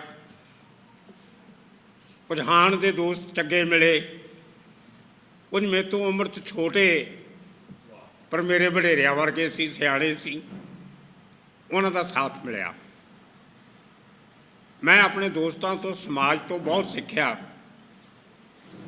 ਰਿਸ਼ਤੇਦਾਰਾਂ ਤੋਂ ਘੱਟ ਸਿੱਖਿਆ, ਦੋਸਤਾਂ ਤੋਂ ਜ਼ਿਆਦਾ ਸਿੱਖਿਆ। ਪਰ ਜਿਨ੍ਹਾਂ ਤੋਂ ਸਿੱਖਿਆ ਉਹਨੂੰ ਮੈਂ ਅੰਦਰ ਵਸਾਇਆ। ਮੈਂ ਆਪਣੇ ਆਪ ਨੂੰ ਕਈ ਵਾਰੀ ਇਹ ਕਹਿਣਾ ਹੁੰਦਾ ਕਿ ਮੈਂ ਸ਼ਾਇਦ ਇੱਕ ਅਣਦੇਖੀ, ਅਣਬੁਝੀ ਭੁੱਖ ਦਾ ਜਾਇਆ। ਮੇਰੇ ਅੰਦਰ ਇੱਕ ਭੁੱਖ ਹੈ। ਉਹ ਭੁੱਖ ਕਦੇ ਕੁਝ ਕਰਨ ਦੀ ਭੁੱਖ ਹੁੰਦੀ ਹੈ, ਕਦੇ ਜਦੋਂ ਮੈਂ ਅਖਬਾਰ 'ਚ ਕੰਮ ਕਰਦਾ ਸੀ ਤੇ ਡੈਡਲਾਈਨ ਮੀਟ ਕਰਨ ਦੀ ਭੁੱਖ ਹੁੰਦੀ ਸੀ। ਮੈਨੂੰ ਘੁੰਮਣ ਫਿਰਨ ਦਾ ਸ਼ੌਂਕ ਸੀ ਤੇ ਨਵੇਂ ਨਵੇਂ ਕੰਟਰੀਜ਼ ਦੇਖਣ ਦੀ ਭੁੱਖ ਹੁੰਦੀ ਸੀ, ਨਵੀਆਂ ਥਾਵਾਂ ਦੇਖਣ ਦੀ ਭੁੱਖ ਹੁੰਦੀ ਸੀ, ਕਿਲੇ, ਮਿਊਜ਼ੀਅਮ ਇਹ ਦੇਖਣ ਦੀ ਕਦੇ ਭੁੱਖ ਨਹੀਂ ਸੀ ਹੁੰਦੀ। ਕਿਉਂ ਤੁਸੀਂ ਇੱਕ ਕਿਲਾ ਦੇਖ ਲਓ, ਇੱਕ ਮਿਊਜ਼ੀਅਮ ਦੇਖ ਲਓ, ਸਾਰੇ ਇਹੋ ਜਿਹੇ ਹੁੰਦੇ, ਥੋੜ੍ਹਾ ਬਹੁਤਾ ਫਰਕ ਹੁੰਦਾ। ਲਾਇਬ੍ਰੇਰੀਆਂ ਦੇਖਣ ਦੀ ਬੜੀ ਭੁੱਖ ਹੁੰਦੀ ਸੀ। ਉਹ ਲਾਇਬ੍ਰੇਰੀਆਂ ਦੀ ਇਮਾਰਤ ਨਾਲੋਂ ਅੰਦਰ ਜੋ ਕਿਤਾਬਾਂ ਪਈਆਂ ਉਹਨਾਂ ਦਾ ਤੁਸੀਂ ਇੱਕ ਇੱਕ ਪੰਨਾ ਵੀ ਅਗਰ 4-5 ਘੰਟੇ ਕਿਸੇ ਲਾਇਬ੍ਰੇਰੀ 'ਚ ਘੁੰਮਦੇ ਫਿਰਦੇ ਇੱਕ ਇੱਕ ਪੰਨਾ ਪੜ੍ਹਨ ਲੱਗ ਜਾਓ, ਜਾਂ ਕਿਤਾਬ ਦੇ ਬਾਹਰ ਜੋ ਉਸ ਕਿਤਾਬ ਦਾ ਇੱਕ ਜਿਸ ਲਿਖਿਆ ਹੁੰਦਾ 2-3 ਪੈਰੇ ਉਹ ਪੜ੍ਹਨ ਲੱਗ ਜਾਓ ਤਾਂ ਬਹੁਤ ਕੁਝ ਸਿੱਖਣ ਨੂੰ ਮਿਲ ਜਾਂਦਾ। ਮੈਨੂੰ ਯਾਦ ਹੈ ਮੇਰੇ ਕੋਲੇ ਹੋਸਟਲ 'ਚ ਰਹਿੰਦੇ ਹਾਂ, ਕੁਝ ਪੰਗਾ ਪੈ ਗਿਆ ਸੀ, ਮੇਰਾ ਕਮਰਾ ਸੀਲ ਕਰਤਾ। ਉਹ ਕਈ ਚਿਰ ਸੀਲ ਲਿਆ, ਕਿਤਾਬਾਂ ਨੂੰ ਉਹ ਲੱਗ ਸਿਉਂ ਕੋਈ ਲੱਗ ਗਈ ਸੀ ਮੇਰੀਆਂ ਕਿਤਾਬਾਂ ਦੇ ਵਿੱਚ ਤੇ ਲੰਘ ਕੇ ਕਰਕੇ। ਅਤੇ ਮੈਂ ਲਾਇਬ੍ਰੇਰੀ 'ਚ ਸੌਂਦਾ ਹੁੰਦਾ ਸੀ, ਕੱਲ੍ਹ ਕਿਸੇ ਨੂੰ ਨਹੀਂ ਪਤਾ, ਸ਼ਾਇਦ ਡਾਕਟਰ ਨੂੰ ਸ਼ਾਇਦ ਪਤਾ ਹੋਵੇ। ਇੱਕ ਭਾਗ ਸਿੰਘ ਹੁੰਦਾ ਸਾਡਾ ਲਾਇਬ੍ਰੇਰੀ ਦਾ ਇੰਚਾਰਜ, ਉਹ ਫੌਜੀ ਸੀ, ਉਹਦੀ ਇੱਕ ਲੱਤ ਖਰਾਬ ਸੀ ਅਤੇ ਉਹ ਉਹਦੇ 'ਤੇ ਲੱਗਿਆ। ਭਾਗ ਸਿੰਘ ਨਾਂ ਸੀ ਉਹਦਾ, ਬੜਾ ਯਾਦ ਰੱਖਿਆ। ਮੈਂ ਲਾਇਬ੍ਰੇਰੀ 'ਚ 8 ਵਜੇ, ਪਤਾ ਨਹੀਂ 7 ਵਜੇ ਲਾਇਬ੍ਰੇਰੀ ਬੰਦ ਹੁੰਦੀ ਸੀ। ਮੈਂ 10 ਮਿੰਟ ਪਹਿਲਾਂ ਲਾਇਬ੍ਰੇਰੀ 'ਚ ਚਲੇ ਜਾਣਾ, ਬੰਦ ਹੋਣ ਤੋਂ, ਰੋਟੀ ਰਾਟੀ ਖਾ ਕੇ ਸਭ ਕੁਝ ਕਰਕੇ ਆਪਣੇ ਲਾਇਬ੍ਰੇਰੀ ਚਲੇ ਜਾਣਾ। ਉਹਨੇ ਸਾਰੀ ਲਾਇਬ੍ਰੇਰੀ ਖਾਲੀ ਕਰਾ ਕੇ ਭਰ ਜਿੰਦਾ ਲਾ ਕੇ ਭਾਗ ਸਿੰਘ ਨੇ ਚਲੇ ਜਾਣਾ ਅਤੇ ਸਵੇਰੇ 7 ਵਜੇ ਆ ਕੇ ਲਾਇਬ੍ਰੇਰੀ ਖੋਲ੍ਹਣੀ ਅਤੇ ਮੈਂ ਰਾਤ ਨੂੰ ਅੰਦਰ ਬੈਠਾ ਐਨਸਾਈਕਲੋਪੀਡੀਆ ਪੜ੍ਹਦੇ ਰਹਿਣਾ। ਐਨਸਾਈਕਲੋਪੀਡੀਆ ਬ੍ਰਿਟੈਨਿਕਾ, ਅੱਧੀਆਂ ਬੱਤੀਆਂ ਚਾਲੂ ਹੁੰਦੀਆਂ ਸੀ ਲਾਇਬ੍ਰੇਰੀ ਚੂਹਿਆਂ ਤੋਂ ਬਚਾਉਣ ਲਈ। ਲਾਇਬ੍ਰੇਰੀ ਦੀਆਂ ਬੱਤੀਆਂ ਕਦੇ ਬੰਦ ਨਹੀਂ ਸੀ ਕਰਦੇ। ਅਤੇ ਮੈਂ ਉਹ 1.5-2 ਮਹੀਨੇ ਜਿਹੜੇ ਮੇਰੇ ਆਪਣੇ ਸ਼ਹਿਰ 'ਚ ਰਹਿੰਦੇ ਹਾਂ, ਆਪਣੇ ਘਰ 'ਚ ਰਹਿੰਦੇ ਹਾਂ, ਖਾਨਾ ਬਦੋਸ਼ੀ ਦੇ ਦਿਨ ਸੀ, ਉਹ ਮੈਂ ਰਾਤ ਨੂੰ ਲਾਇਬ੍ਰੇਰੀ 'ਚ ਬਹਿ ਕੇ ਬਾਜ਼ਾਰ ਲੈਂਦਾ ਸੀ। ਉਹ ਭਾਗ ਸਿੰਘ ਦੀ ਮਿਹਰਬਾਨੀ ਕਰਕੇ ਸਵੇਰੇ ਨਿਕਲ ਕੇ ਫਰੈਸ਼ ਹੋਣਾ, ਕਦੇ ਕਿਸੇ ਦੋਸਤ ਕੋਲੇ। ਮੈਨੂੰ ਕੁਲਵੰਤ ਨੇ ਯਾਦ ਕਰਾਇਆ, ਫਿਲੋਸਫੀ ਕਲਾਸ ਫੈਲੋ ਸੀ ਕੁਲਵੰਤ ਸਿੰਘ ਬਰਾੜ, ਉਹ ਮੁਕਤਸਰ ਤੋਂ ਰਿਟਾਇਰ ਹੋਇਆ ਕਿਤੇ। ਹੁਣ ਥੋੜ੍ਹੇ ਦਿਨ ਪਹਿਲਾਂ ਮੇਰੀਆਂ ਕੁਝ ਵੀਡੀਓਜ਼ ਦੇਖ ਕੇ ਉਹਨੇ ਮੇਰਾ ਨੰਬਰ ਲੈ ਕੇ ਮੈਨੂੰ ਫੋਨ ਕੀਤਾ ਮੁਕਤਸਰ ਤੋਂ, ਕੁਲਵੰਤ ਬਰਾੜ। ਕਹਿੰਦਾ ਬਾਈ ਜੀ ਪਛਾਣਿਆ? ਮੈਂ ਕਿਹਾ ਯਾਰ ਨਾਂ ਤਾਂ ਸੁਣਿਆ ਹੋਇਆ, ਬਾਕੀ ਸ਼ਕਲ ਦੇਖਾਂਗੇ ਤਾਂ ਪਛਾਣੂਗਾ। ਕਹਿੰਦਾ ਉਹ ਤੁਸੀਂ ਜਦੋਂ ਤਕਲੀਫ ਦੇ ਜ਼ਮਾਨੇ ਸੀ ਮੇਰੇ ਹੋਸਟਲ 'ਚ ਮੇਰੇ ਕੋਲੇ ਵੀ ਤੁਸੀਂ 15 ਦਿਨ ਰਹੇ ਸੀ। ਮੈਂ ਕਿਹਾ ਹੁਣ ਯਾਦ ਆ ਗਿਆ। ਸੋ ਉਹ ਜਿਹੜੇ ਲਾਇਬ੍ਰੇਰੀ 'ਚ ਪੜ੍ਹਨ ਦਾ ਜਿਹੜਾ ਸ਼ੌਕ ਸੀ ਉਹ ਮੈਂ ਅੱਜ ਤੱਕ ਪਾਲ ਕੇ ਰੱਖਿਆ ਹੋਇਆ। ਮੇਰੇ ਕੁਝ ਬੰਬਈ ਦੇ ਦੋਸਤ ਇੱਥੇ ਹੈਗੇ ਨੇ, ਮਿਤਵਾ ਹੈਗਾ, ਉਹ ਰਹਿ ਕੇ ਬੰਬੇ ਤੋਂ ਆਏ। ਜਦੋਂ ਮੈਂ ਕਿਰਾਏ ਦੇ ਘਰ 'ਤੇ ਵੀ ਰਹਿੰਦਾ ਹੁੰਦਾ ਸੀ ਅਤੇ ਮੈਂ ਕਈ ਇਹੋ ਜਿਹੀਆਂ ਚੀਜ਼ਾਂ ਉੱਥੇ 11 ਮਹੀਨੇ ਬਾਅਦ ਘਰ ਨਵਾਂ ਲੱਭਣਾ ਪੈਂਦਾ ਸੀ। ਉਹ ਨਵਾਂ ਕੰਟਰੈਕਟ ਕਰਕੇ ਨਵੇਂ ਘਰ ਜਾਓ, ਅਤੇ ਮੈਂ ਕਈ ਚੀਜ਼ਾਂ ਛੱਡ ਦਿੰਦਾ ਹੁੰਦਾ ਸੀ, ਰੱਦੀ ਵਾਲੇ ਨੂੰ ਵੇਚ ਦੇਣੀਆਂ। ਅਤੇ ਸਭ ਤੋਂ ਜ਼ਿਆਦਾ ਭਾਰ ਮੇਰੀਆਂ ਕਿਤਾਬਾਂ ਦਾ ਹੁੰਦਾ ਸੀ। ਅਤੇ ਮੇਰੀ ਘਰ ਵਾਲੀ ਨਾਲ ਮੇਰੀ ਲੜਾਈ ਇਸੇ ਗੱਲ ਦੀ ਰਹਿੰਦੀ ਸੀ, ਕਹਿੰਦੀ ਆਟੇ ਦਾ ਪੀਪਾ ਖਾਲੀ ਹੋ, ਤੁਸੀਂ ਕਿਤਾਬਾਂ ਭਰਨੀਆਂ, ਅਗਲੇ ਘਰ ਜਾ ਕੇ ਆਟਾ ਕਿੱਥੋਂ ਲਿਆਵਾਂਗੇ ਹੁਣ। ਮੈਂ ਆਟੇ ਦਾ ਪੀਪਾ ਵੀ ਜਿਹੜਾ ਕਿਲੋ ਅੱਧਾ ਕਿਲੋ ਆਟਾ ਵੀ ਉਹ ਸਿੱਟ ਕੇ ਥੈਲੀ 'ਚ ਪਾ ਕੇ ਮੈਂ ਆਟੇ ਵਾਲੀ ਪੀਪੇ 'ਚ ਕਿਤਾਬਾਂ ਭਰ ਲੈਣੀਆਂ, ਕਿਤਾਬਾਂ ਜ਼ਰੂਰ ਨਾਲ ਲੈ ਕੇ ਜਾਣੀਆਂ। ਉਹ ਕਈ ਵਜੇ ਕੋ ਅਜੇ ਵੀ ਇੰਨੀਆਂ ਕਿਤਾਬਾਂ ਪਈਆਂ ਪੁਰਾਣੀਆਂ ਜਿਹੜੀਆਂ ਆਊਟ ਆਫ ਪ੍ਰਿੰਟ ਹੋਈਆਂ ਜਾਂ ਲੋਕਾਂ ਕੋਲ ਹੈ ਹੀ ਨਹੀਂ ਗੀਆਂ, ਕਿਤੇ ਮਿਲਦੀਆਂ ਨਹੀਂ। ਕੁਝ ਟਰਾਂਸਲੇਟਡ ਬੁੱਕਸ ਨੇ ਪਾਪੂਲਰ ਬੁੱਕ ਸਟੋਰ ਤੋਂ ਖਰੀਦੀਆਂ ਹੋਈਆਂ। ਇੱਕ ਜਗਤਾਰ ਦੀ ਮੈਨੂੰ ਸਭ ਤੋਂ ਪਹਿਲੀ ਕਿਤਾਬ ਲੱਭੀ, ਉਹ ਜੀ 'ਚ ਗੀਤ ਹੀ ਨੇ ਸਾਰੇ, ਉਹਦਾ ਨਾਂ ਪਤਾ ਨਹੀਂ ਕੀ, ਗੀਤ ਨੇ ਸਾਰੇ ਉਹਦੇ, ਨਾਲਾ ਬਨ ਲੱਖੋ ਗੁਰੂਆਂ ਵਾਲਾ, ਪਤਾ ਨਹੀਂ ਸਹੁਰਿਆਂ ਦਾ ਪਿੰਡ ਆ ਗਿਆ, ਇਹੋ ਜਿਹੇ ਗੀਤ ਵੀ ਹੈਗੇ ਉਹਦੇ 'ਚ। ਜਗਤਾਰ ਦੀ ਪਹਿਲੀ ਕਿਤਾਬ ਜਿਹੜੀ ਆ, ਔਰ ਉਹਦੇ 'ਤੇ ਨਾਂ ਲਿਖਿਆ ਹੋਇਆ ਜਗਤਾਰ ਸਿੰਘ ਪਪੀਹਾ। ਤੇ ਉਹਦਾ ਮੁੱਖਬੰਦ ਲਿਖਿਆ ਸੰਤੋਖ ਸਿੰਘ ਸੰਤੋਖ ਨੇ, ਉਸ ਜ਼ਮਾਨੇ ਦੀ ਕਿਤਾਬ ਛਪੀ ਹੋਈ। ਤੇ ਮੈਂ ਲੰਡਨ ਗਿਆ ਇੱਕ ਵਾਰੀ, ਸੰਤੋਖ ਸਿੰਘ ਸੰਤੋਖ ਦਾ ਕੋਈ ਕਿਡਨੀ ਦੀ ਪ੍ਰੋਬਲਮ ਸੀ, ਉਹ ਪਾਈਪ 'ਚ ਲਾਈ ਹੋਈ, ਤੇ ਮੈਂ ਉਹਨਾਂ ਦੇ ਘਰੇ ਗਿਆ, 2 ਦਿਨ ਰਿਹਾ ਉਹਨਾਂ ਕੋਲ। ਰੈਡਿੰਗ ਰਹਿੰਦੇ ਹੁੰਦੇ ਸੀ ਲੰਡਨ ਦੇ ਨੇੜੇ, ਤੇ ਬੜੀਆਂ ਜਗਤਾਰ ਦੀਆਂ ਗੱਲਾਂ ਕੀਤੀਆਂ। ਮੇਰਾ ਪਰਪਸ ਲੋਕਾਂ ਨੂੰ ਮਿਲਣ ਦਾ, ਲੋਕਾਂ 'ਚ ਵਿਚਰਨ ਦਾ, ਉਹ ਆਪਣੀ ਭੁੱਖ ਮਿਟਾਉਣ ਦਾ ਹੁੰਦਾ। ਮੈਨੂੰ 4 ਗੱਲਾਂ ਚੰਗੀਆਂ ਮਿਲ ਜਾਂਦੀਆਂ, ਮੈਂ ਉਹ ਯਾਦ ਰੱਖਦਾ। ਮੈਂ ਜਦੋਂ ਵੱਡੇ ਵੱਡੇ ਬੰਦਿਆਂ ਦੀ ਇੰਟਰਵਿਊ ਵੀ ਕਰਨ ਜਾਂਦਾ ਸੀ, ਮੈਂ ਕਾਗਜ਼ ਪੈਨ ਨਾਲ ਨਹੀਂ ਸੀ ਲੈ ਕੇ ਜਾਂਦਾ, ਕਿਉਂ ਜਦੋਂ ਤੁਸੀਂ ਕਾਗਜ਼ ਪੈਨ ਲੈ ਕੇ ਬੈਠ ਕੇ ਕਿਸੇ ਵੱਡੇ ਅਫਸਰ ਕੋਲੇ ਜਾਂ ਕਿਸੇ ਵੱਡੇ ਲੀਡਰ ਕੋਲੇ, ਉਹ ਪਹਿਲਾਂ ਹੀ ਥੋੜ੍ਹਾ ਜਿਹਾ ਚੌਕੰਨਾ ਹੋ ਜਾਂਦਾ ਕਿ ਇਹ ਜਿਹੜਾ ਲਿਖ ਰਿਹਾ, ਇਹ ਮੈਂ ਕਿਤੇ ਗਲਤ ਗੱਲ ਨਾ ਕਹਿ ਦਾਂ, ਇਹਨੇ ਲਿਖ ਲਈ ਤੇ ਛਾਪੂਗਾ ਵੀ। ਅਤੇ ਜਿਹੜੀਆਂ ਗੱਲਾਂ ਤੁਸੀਂ ਬਿਨਾਂ ਲਿਖਣ ਤੋਂ ਗੱਲ ਕਰ ਰਹੇ ਹੋ ਆਮਣੇ ਸਾਹਮਣੇ ਬੈਠ ਕੇ, ਮੈਂ ਕਦੇ ਇੰਟਰਵਿਊ ਨਹੀਂ ਕੀਤੀ ਕਿਸੇ ਦੀ। ਮੈਂ ਗੱਪਾਂ ਚਾਹ ਪੀ ਦਾ ਕੱਪ ਪੀ ਕੇ ਗੱਪਾਂ ਮਾਰ ਕੇ ਆ ਜਾਂਦਾ ਅਤੇ ਆ ਕੇ ਲਿਖ ਦਿੰਦਾ ਸੀ। ਮੈਂ ਕਦੇ ਨੋਟਸ ਨਹੀਂ ਲਏ, ਨਾ ਮੈਂ ਕਿਸੇ ਨੂੰ ਕੋਟ ਕੀਤਾ ਅੱਜ ਤੱਕ, ਕਿਉਂਕਿ ਜੇ ਮੈਂ ਕਿਸੇ ਨੂੰ ਕੋਟ ਕਰਦਾ, ਮੇਰੇ ਤੋਂ ਕਿਤੇ ਥੋੜ੍ਹਾ ਬਹੁਤਾ ਇੱਕ ਅੱਧਾ ਸ਼ਬਦ ਇੱਧਰ ਉੱਧਰ ਹੋ ਗਿਆ, ਉਹ ਬੰਦਾ ਤਕਲੀਫ 'ਚ ਆ ਸਕਦਾ, ਮੈਨੂੰ ਕਿਸੇ ਨੇ ਨਹੀਂ ਪੁੱਛਣਾ। ਅਤੇ ਮੇਰੀ ਕੋਸ਼ਿਸ਼ ਹੁੰਦੀ ਸੀ ਮੈਂ ਕੋਟ ਨਹੀਂ ਸੀ ਕਰਦਾ, ਮੈਂ ਕਹਿ ਦਿੰਦਾ ਸੀ ਕਿ ਗੱਲਬਾਤ ਦੇ ਦੌਰਾਨ ਮੈਨੂੰ ਡਾਕਟਰ ਮਨਮੋਹਨ ਸਿੰਘ ਹੋਣਾ ਨੇ ਇਹ ਦੱਸਿਆ, ਗੱਲਬਾਤ ਦੇ ਦੌਰਾਨ। ਉਹ 'ਚ ਮੇਰੀ ਗਲਤੀ ਹੋ ਸਕਦੀ, ਉਹਨਾਂ ਦੀ ਗਲਤੀ ਕੋਈ ਨਹੀਂ, ਕਿਉਂਕਿ ਮੈਂ ਆਪਣੇ ਵੱਲੋਂ ਲਿਖ ਰਿਹਾ। ਅਤੇ ਮੈਂ ਹਮੇਸ਼ਾ ਆਪਣੇ ਸੋਰਸਿਸ ਨੂੰ, ਆਪਣੇ ਕੰਟੈਕਟਸ ਨੂੰ ਪ੍ਰੋਟੈਕਟ ਕਰਕੇ ਰੱਖਦਾ ਹੁੰਦਾ ਸੀ। ਇਹ ਮੇਰਾ ਇੱਕ ਜਰਨਲਿਜ਼ਮ ਦਾ ਇੱਕ ਮੇਰਾ ਅਸੂਲ ਸੀ, never expose your sources and your contacts, ਉਹਨਾਂ ਨੂੰ ਬਚਾ ਕੇ ਰੱਖੋ। ਇਹੀ ਮੇਰਾ ਕੰਮ ਸਾਹਿਤ 'ਚ ਸੀਗਾ। ਮੈਂ ਬਹੁਤ ਘੱਟ ਪੜ੍ਹਿਆ ਪੋਇਟਰੀ, ਮੇਰਾ ਵਾਰਤਕ ਪੜ੍ਹਨ ਦਾ ਜ਼ਿਆਦਾ ਸ਼ੌਕ ਸੀਗਾ। ਪੋਇਟਰੀ ਮੈਂ ਕਿਸੇ ਅੰਗਰੇਜ਼ੀ ਦੇ ਰਾਈਟਰ ਦੀ ਕਵਿਤਾ ਨਹੀਂ ਪੜ੍ਹੀ, ਨਾ ਮੈਂ ਕੋਈ ਰਸ਼ੀਅਨ ਪੋਇਟਰੀ ਪੜ੍ਹੀ ਹੈ, ਨਾ ਕੋਈ ਹੋਰ ਪੋਇਟਰੀ ਪੜ੍ਹੀ ਹੈ। ਆਤਮ ਕਥਾਵਾਂ ਪੜ੍ਹੀਆਂ ਜਾਂ ਹਿਸਟਰੀ ਪੜ੍ਹੀ ਹੈ ਜਾਂ ਨਾਵਲ ਕੁਝ ਪੜ੍ਹੇ ਨੇ। ਤੁਸੀਂ ਮੰਨੋਗੇ ਨਹੀਂ, ਮੇਰੇ ਉਸਤਾਦ ਬੈਠੇ ਆ, ਕਿਤੇ ਮੇਰੇ ਸਰਟੀਫਿਕੇਟ ਵਾਪਸ ਨਾ ਲੈ ਲੈਣ। ਸਾਡੇ MA 'ਚ ਨਾਨਕ ਸਿੰਘ 'ਤੇ ਸਪੈਸ਼ਲ ਪੇਪਰ ਹੁੰਦਾ ਸੀ, ਨਾਨਕ ਸਿੰਘ ਨਾਵਲਿਸਟ 'ਤੇ। ਮੈਂ ਅੱਜ ਤੱਕ ਨਾਨਕ ਸਿੰਘ ਦਾ ਕੋਈ ਨਾਵਲ ਨਹੀਂ ਪੜ੍ਹਿਆ, ਪਰ ਮੈਂ ਪੂਰਾ ਪੇਪਰ ਦਿੱਤਾ ਔਰ 52 ਨੰਬਰ ਆਏ ਸੀ ਮੇਰੇ। ਮਤਲਬ ਮੈਨੂੰ ਨਾਨਕ ਸਿੰਘ ਕਦੇ ਚੰਗਾ ਲੱਗਿਆ ਹੀ ਨਹੀਂ, ਪਤਾ ਨਹੀਂ ਕੀ ਗੱਲ ਹੈ। ਉਹ ਬੜੀਆਂ ਆਮ ਜੀ ਜ਼ਿੰਦਗੀ ਜਿਹੜੀਆਂ ਗੱਲਾਂ ਅਸੀਂ ਰੋਜ਼ ਦੇਖਦੇ ਹਾਂ, ਉਹ ਮੈਨੂੰ ਦੱਸ ਕੇ ਕੀ ਨਾਨਕ ਸਿੰਘ ਮੈਨੂੰ ਸਿਖਾਊਗਾ। ਸੌਰੀ ਜੇ ਕਿਸੇ ਨੂੰ ਬੁਰਾ ਲੱਗੇ ਤਾਂ। ਮੈਂ ਕੁਝ ਹੋਰ ਸਿੱਖਣਾ ਚਾਹੁੰਦਾ ਸੀ। ਮੈਂ ਉਹ ਝਾੜੂ ਵਾਲੀ ਤੋਂ ਲੈ ਕੇ ਚੁੱਲ੍ਹੇ 'ਚ ਭਾਂਡੇ ਮਾਂਜਣ ਵਾਲੀ ਤੋਂ ਲੈ ਕੇ, ਉਹ ਤਾਂ ਮੈਂ ਰੋਜ਼ ਘਰ 'ਚ ਦੇਖਦਾ ਸੀ।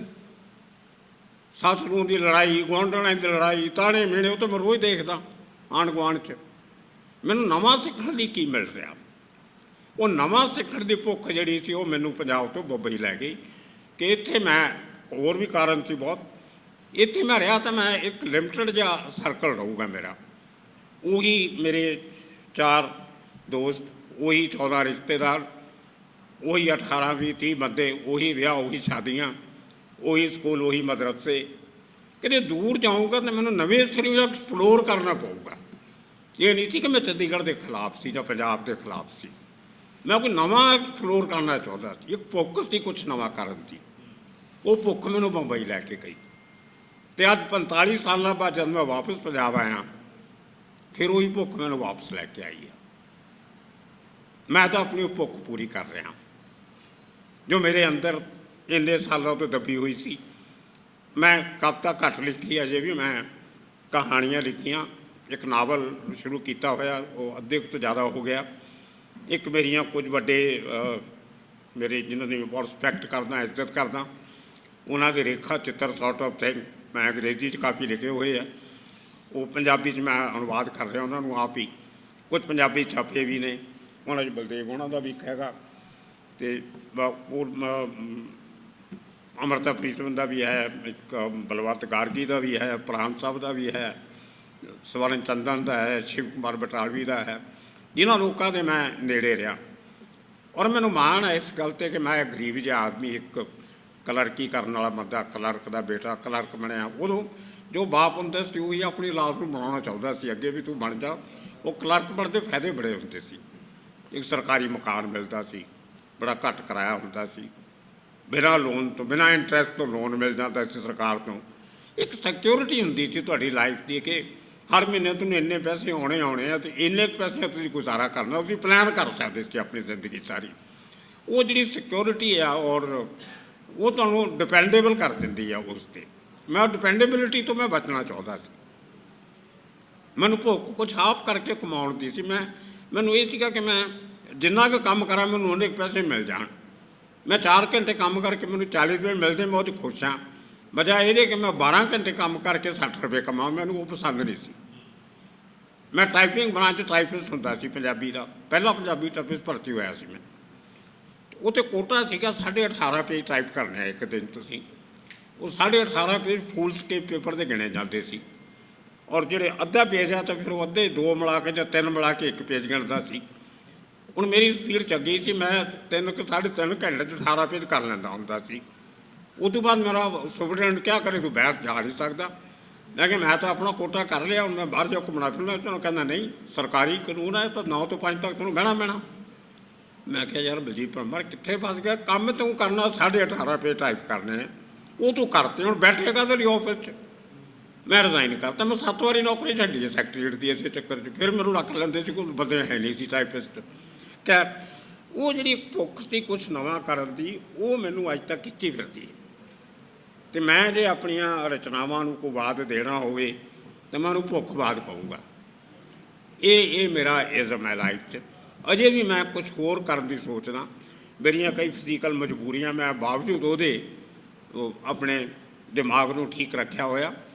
ਔਰ ਇਹ ਜਿਹੜੀਆਂ ਚੀਜ਼ਾਂ ਮੇਰੇ ਦਿਮਾਗ 'ਚ ਨਵੀਆਂ ਆ ਰਹੀਆਂ, ਇੱਕ ਚੈਨਲ ਦਾ ਸ਼ੁਰੂ ਕਰਨਾ ਜਾਂ ਇੱਕ ਨਾਵਲ ਲਿਖਣਾ ਜਾਂ ਕਹਾਣੀਆਂ ਦੀ ਕਿਤਾਬ ਲਿਖਣੀ, ਇਹ ਉਸੇ ਪ੍ਰੋਸੈਸ ਦਾ ਇੱਕ ਹਿੱਸਾ ਹੈ। ਕਵਿਤਾ ਮੈਂ ਸ਼ਾਇਦ ਅੱਗੇ ਜ਼ਿਆਦਾ ਨਾ ਲਿਖਾਂ, ਪਰ ਹੋਰ ਕੁਛ ਕਰਾਂ, ਕੁਛ ਨਵਾਂ ਕੁਛ ਕਰਨ ਦੀ ਕੋਸ਼ਿਸ਼ ਕਰੂੰਗਾ ਨਵੇਂ ਵਿਸ਼ਿਆਂ 'ਤੇ, ਨਵੇਂ ਸੰਦਰਭਾਂ 'ਚ। ਇਹ ਮੇਰੀ ਇੰਨੀ ਕੁ ਗੱਲ ਸੀ। ਔਰ ਮੈਨੂੰ ਅੱਜ ਬਹੁਤ ਖੁਸ਼ੀ ਹੈ ਡਾਕਟਰ ਮਨਮੋਹਨ ਸਿੰਘ ਹੋਣਾ ਨੇ ਮੇਰੇ ਬਾਰੇ ਔਰ ਮੇਰੀ ਕਵਿਤਾ ਬਾਰੇ ਇੰਨਾ ਕੁਛ ਕਹਿਤਾ ਜਿੰਨਾ ਮੈਨੂੰ ਆਪ ਨਹੀਂ ਸੀ ਪਤਾ। ਅਤੇ ਹਰਪਾਲ ਸਿੰਘ ਮੇਰਾ ਪੁਰਾਣਾ ਮਿੱਤਰ, ਬੜੇ ਸਾਲਾਂ ਤੋਂ ਮਿਲੇ ਅਸੀਂ, ਵਿਛੜੇ ਹੋਏ।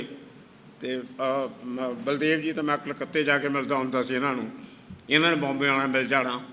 ਅਤੇ ਡਾਕਟਰ ਦੀਪਕ ਮਨਮੋਹਨ ਸਿੰਘ ਹੋਣਾ ਕੋਲ ਮੈਂ 2 ਚੀਜ਼ਾਂ ਸਿੱਖੀਆਂ ਲਾਈਫ 'ਚ। ਇੱਕ ਟੈਨਸ਼ਨ ਨਹੀਂ ਲੈਣੀ ਕਦੇ ਲਾਈਫ 'ਚ, ਔਰ ਦੂਜਾ ਯਾਰ ਦੋਸਤ ਜਿੰਨੇ ਬਣਾ ਸਕਦੇ ਹੋ, ਚੇਲੇ ਚਾਂਪ ਸਭ ਬਣਾਓ ਜਿੰਨੇ ਬਣਾਉਣੇ। ਸਰਕਲ ਕਦੇ ਛੋਟਾ ਨਹੀਂ ਕਰਨਾ। ਜਿੱਥੇ ਡਾਕਟਰ ਦੀਪਕ ਸਾਹਿਬ ਬਹਿ ਜਾਂਦੇ ਆ, 4 ਕੁਰਸੀਆਂ ਹੋਣਗੀਆਂ ਤਾਂ ਅੱਧੇ ਘੰਟੇ 'ਚ 8 ਲੱਗ ਜਾਂਦੀਆਂ। ਉਹ ਸਰਕਲ ਵਧਾਓ।